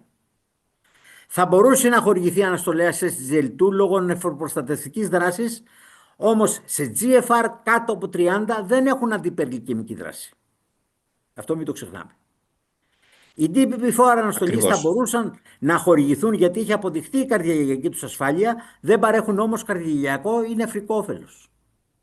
Η προσθήκη σε μαγλουτίδηση είναι ιδέουσα επιλογή γιατί θα προσφέρει μείωση 1 με 1,5% της γλυκοζηλιωμένης, ενώ έχει αποδειχθεί η καρδιαγιακή αποτελεσματικότητα και όφελος στους ασθενείς με έμφραγμα μυοκαρδίου και το νεφρικό όφελος επίσης. Και το βλέπουμε εδώ σε αυτά που είχαμε δείξει πριν. Έτσι. Άρα λοιπόν η σωστή απάντηση είναι προσθήκη σε μαγλουτίδη σε 1 μιλιγκράμμ και διακοπή μετφορμίνης. Τα αντιμετωπίζει όλα. Είναι provocative. Ναι. Είναι πολύ ενδιαφέρον το περιστατικό που βάλατε. Έχουμε μία ερώτηση. Δηλαδή δεν χρειάζεται να το δίνουμε 800 φάρμακα. Τα αντιμετωπίζει όλα. Έχει καρδιονεφροπροστατευτική δάση. Θα μειώσει και την γλυκοζηλιωμένη αιμοσφαιρίνη στα επίπεδα που θέλουμε. Ναι. Έτσι. Και στην ουσία πάρα πολύ σωστά. Και τώρα έχει αναβαθμιστεί πια. Δεν ήταν όπως παλιά που λέγαμε χρόνια νεφρική νόσος, πρώτη επιλογή SGLT2. Τώρα λέμε πρώτη επιλογή SGLT2 ή σεμαγλουτίδι. Αυτό ακριβώς κάνουμε. Βέβαια. Η μελέτη Flow έδειξε πολλά. Ακριβώς. Υπάρχει τη μελέτη Flow. Και μπορεί να το πάρει και μέχρι την αιμοκάθαρση, αν δεν κάνω λάθος. Ναι. Πώς είπατε? Θα μπορούσε να το πάρει και μέχρι πριν. Βεβαίως. Μέχρι. Ναι. Κανονικά για τους SGLT2 αναστολής μπορούν να τα πάρουν τα φάρμακα μέχρι την αιμοκάθαρση. Για τα GLP-1 μέχρι GFR κάτω από 15. Μέχρι GFR 15. Δεν έχω ακόμα δεδομένα με τη σεμαγλουτίδη που να είναι κάτω από το 15 το GFR και να έχουμε. Θα έχουμε οπωσδήποτε μελέτες τέτοιες, αλλά μέχρι στιγμής δεν έχουμε. Για τους SGLT2 όμως μέχρι και την αιμοκάθαρση μπορούμε να τους συνεχίσουμε. Και αυτό είναι πολύ ενδιαφέρον. Απλά ήταν πονηρό αυτό με την έννοια ότι αυτός πρέπει οπωσδήποτε να μειώσει την γλυκοζηλιωμένη του αιμοσφαιρίνη. Είχε ψηλή γλυκοζηλιωμένη, είχε 8,5 αν θυμάμαι καλά κάπου από εκεί. Οπότε αν επιλέγαμε οποιοδήποτε άλλο συνδυασμό είχαμε πρόβλημα να μειώσουμε την γλυκοζηλιωμένη στα επίπεδα που θέλουμε. Δηλαδή να τη μειώσουμε κατά 1% τουλάχιστον, γιατί αυτό θέλουμε εδώ, 7 με 7,5. Να το μειώναμε 1% είχαμε θέμα. Και καθώς τα βγάναμε και από τη μέση τη μετφορμίνη, θα έπρεπε να ήταν πολύ ισχυρή η αγωγή που θα του δίναμε. Όλα αυτά τα προσόντα τα έχει σε μαγλουτίδι και γι' αυτό ακριβώς είναι η τελική πρόταση που έβαλα εδώ στο προσυστατικό μας. Εδώ ρωτάει κάποιος συνάδελφος, τα ίδια αποτελέσματα με την ενέσιμη θα έχει και υπερός μαγλουτίδι? Είναι λίγο δύσκολη η υπερός μαγλουτίδι. Δεν έχει ακόμα υπερός μαγλουτίδι, δεν έχει στη χρόνια νεφρική νόσο μελέτες. Ναι, και είναι και λίγο ως φάρμακο θα θέλει μια ιδιαίτερη. Ναι, και θέλει ιδιαίτερη προσοχή πώς το παίρνεις. Ακριβώς. Έτσι. Γενικά δεν έχει εντωμεταξύ σε φάση 4, δηλαδή σε φάση κυκλοφορίας, πολλά δεδομένα real world αυτή τη στιγμή. Εγώ τουλάχιστον είμαι πολύ επιφυλακτικός ακόμα για την oral. Ναι, θέλει συγκεκριμένο τρόπο με μπόλικο Αυτή που νερό φαίνεται πως και ότι είναι μακριά πιο από καλή είναι φαγητά. η τύρζεπατίδη η oral, που λέγεται ορφογλυπρόν. Αυτό έχει πάρα πολύ καλές μελέτες. Ήδη στην Αμερική έχει υποβληθεί φάκελος για να πάρει έγκριση από το FDA και θα πάρει από ό,τι ξέρω. Και μέσα στο 27, από ό,τι μου Ναι, είπαν, θα έρθει και στην Ελλάδα το ορφογλυπρόν. Είναι περός διπλός αγωνιστής. ναι. Θα έχουμε πολλές επιλογές. Επειδή εγώ έχω ένα πρόβλημα με το ίντερνετ, γιατί βλέπω και ένα stable, η ερώτηση είναι αν ο ύπνος πάνω από 8 ώρες όντως είναι τόσο βλαβερός όσο σε ένα διαβητικό. Ναι. Κοιτάξτε, το ύπνος πάνω από 8 ώρες υποτίθεται, αυτό είναι τώρα του Άντα. Πώς να σου πω, σχόλια του Άντα. Εγώ δεν με βρίσκει πάρα πολύ σύμφωνο με αυτό. Πιστεύω πως ότι πάνω από 8 ώρες, το Άντα τι λέει, πάνω από 8 ώρες ύπνο σημαίνει ότι δεν κινείται, δεν ασκείται, δεν χάνει ώρες άσκησης. Ακριβώς, εγώ αυτό πιστεύω ότι Και γι' ουσιαστικά αυτό λέει. το λόγο ίσως, εγώ δεν ξέρω μελέτες που να δείχνουν ότι πάνω από 8 ώρες, 9 ώρες δηλαδή όταν κοιμάσαι, θα έχεις αυξημένο καρδιαγγειακό κίνδυνο. Παρ' όλα αυτά το άντρα Σωστά. το αναφέρει. Τι να σου πω. Λοιπόν, Πιο νομίζω μεγάλη ότι σημασία έχει τώρα ο REM ύπνος. Αλλά αυτός ο REM ύπνος για να μπορέσει κανείς να τον ελέγξει, που είναι ο ύπνος κατά την οποία λειτουργεί ο εγκέφαλος. Ξεκουράζει τον εγκέφαλο και λειτουργεί. Και μέσω της νευρογλίας αποφεύγουν και όλα τα άχρηστα υλικά που είναι στις νευροδιαβάσεις, στα διαστήματα μεταξύ των ακριβώς. εγκεφαλικών κυτάρων και έχει πολύ μεγάλη Καθαρίζει το σημασία η μυαλό, απομάκρυνσή ακριβώς τους. όπως Καθαρίζει το μυαλό όπως να το είπες. Με το REM ύπνο καθαρίζει, στο REM ύπνο. Αλλά Ακριβώς, ακόμα είναι ακριβώς. πολύ Αυτός, νέο δεδομένο αυτό και επειδή δεν μπορούμε να το μετρήσουμε και εύκολα, γι' αυτό που λέει REM ύπνος να είναι 3 ώρες τουλάχιστον, το βρίσκω λίγο έτσι, πώς θα σας πω, λίγο σαν αυθαίρετο. Δεν βασίζεται σε ιδιαίτερα επιστημονικά δεδομένα. Και δεν έχουμε και δυνατότητες να το μετράμε αυτό το REM ύπνο. προς το Θέλει. παρόν δεν υπάρχουν. Υπάρχουν όμως αυτή τη στιγμή εξελίσσονται εργαλεία τα οποία θα μας βοηθήσουν Ναι, και την άπνοια να μετράμε και όλες τις διαταραχές του ύπνου. ναι, ναι, Πολύ αυτό σύντομα είναι πιστεύω αλήθεια. ότι θα μπορέσουν. Και κατοίκον να το κάνουμε αυτό. Είναι πολύ Ίσως του σημαντικό και χρόνου για αν την τα πρωτοβάθμια. ξαναπούμε να έχουμε πολύ καλύτερα νέα στο θέμα του Βέβαια, ύπνου. βέβαια. Εμείς θα προσπαθήσουμε να κάνουμε και ένα webinar για τον ύπνο, να σας πω την αλήθεια, Ναι, εκεί και ναι. στο συνέδριό μας, γιατί είναι πάρα πολύ σημαντική παράμετρος και ίσως θα το κάνουμε αυτό. Το hot Ε, topic αυτή τη στιγμή είναι ο ύπνος. ναι, πολύ, Ναι, πολύ. ναι. Ωραία. Κύριε Μελιδόνη, εγώ νομίζω πρέπει να κλείσουμε εδώ. Είναι 10:30. Ευχαριστώ όλους τους συναδέλφους. Σας πω ότι είχαμε πάνω από 600 εγγραφές και είχαμε σχεδόν 300 άτομα να παρακολουθούν σε κάποια στιγμή. Είναι και έχουν μείνει αρκετοί μαζί μας. Ευχαριστήσω όλους τους συναδέλφους. Στις 16 Φεβρουαρίου έχουμε το δεύτερο webinar, το οποίο θα μάθετε ως ο Νούπο τι θέμα έχει. Σας καλώ όλους, όσοι μπορείτε, ελάτε, είναι στο κέντρο της Ελλάδας, στο συνέδριό μας που είναι έξω από τη Χαλκίδα, στο Κτήμα Αθηνών, ένα πάρα πολύ ωραίο μέρος, για, ιδανικό για μάθηση και για ξεκούραση και για να γνωριστούμε μεταξύ μας και να αλληλεπεδράσουμε και να δούμε τα προβλήματα που έχει ο ένας και ο άλλος και να δώσουμε κατευθύνσεις ο ένας με τον άλλο για να βοηθηθούμε μεταξύ μας, να αλληλεπιδράσουμε, να κάνουμε, θα είναι ο κύριος Μελιδόνης μαζί μας, θα είναι και άλλοι εκλεκτοί συνάδελφοι, οπότε θα είναι πολύ διδακτικό. Το πρόγραμμα θα το βγάλουμε σε λίγο καιρό το προκαταρκτικό. Θα καλώ λοιπόν τους συναδέλφους και όλους τους επαγγελματίες υγείας που μας παρακολουθούν, όσοι θέλουν να συμμετέχουν στο συνέδριό μας. Κύριε Μελιδόνη, σας εύχομαι μια πολύ καλή χρονιά, δημιουργικότατη, γεμάτη υγεία. Βασίλη Μπαμπαλή, σου εύχομαι ό,τι καλύτερο. Καλή Καλή συνέχεια χρονιά με υγεία. στη μάχη Εγώ, διατρική που δίνεις. Και εγώ να σας ευχαριστήσω για την πρόσκληση, να σας ευχαριστήσω για όλο αυτό το ενδιαφέρον 2ωρο που είχαμε και να ζητήσω συγγνώμη για την απιστία της κάμεράς μου. Δεν πειράζει, αύριο θα πάρετε μια καινούργια, αυτή πάει στα σκουπίδια. Είναι, δυστυχώς και αυτοί συμβαίνουν αυτά τα πράγματα. Και εγώ σας λέω, έχω ασταθεί ίντερνετ και τρέμω αν θα κλείσει. Που έκλεισε μια-δύο φορές, δηλαδή, να σας πω την αλήθεια. Σας ευχαριστώ πολύ, αγαπητοί συνάδελφοι. Καλό βράδυ και στο Καλή χρονιά. επανειδήν. Θα τα πούμε. Καλή Καλή χρονιά. χρονιά σε Καλό όλους. βράδυ. Καλή Γεια σας. χρονιά. Γεια σας.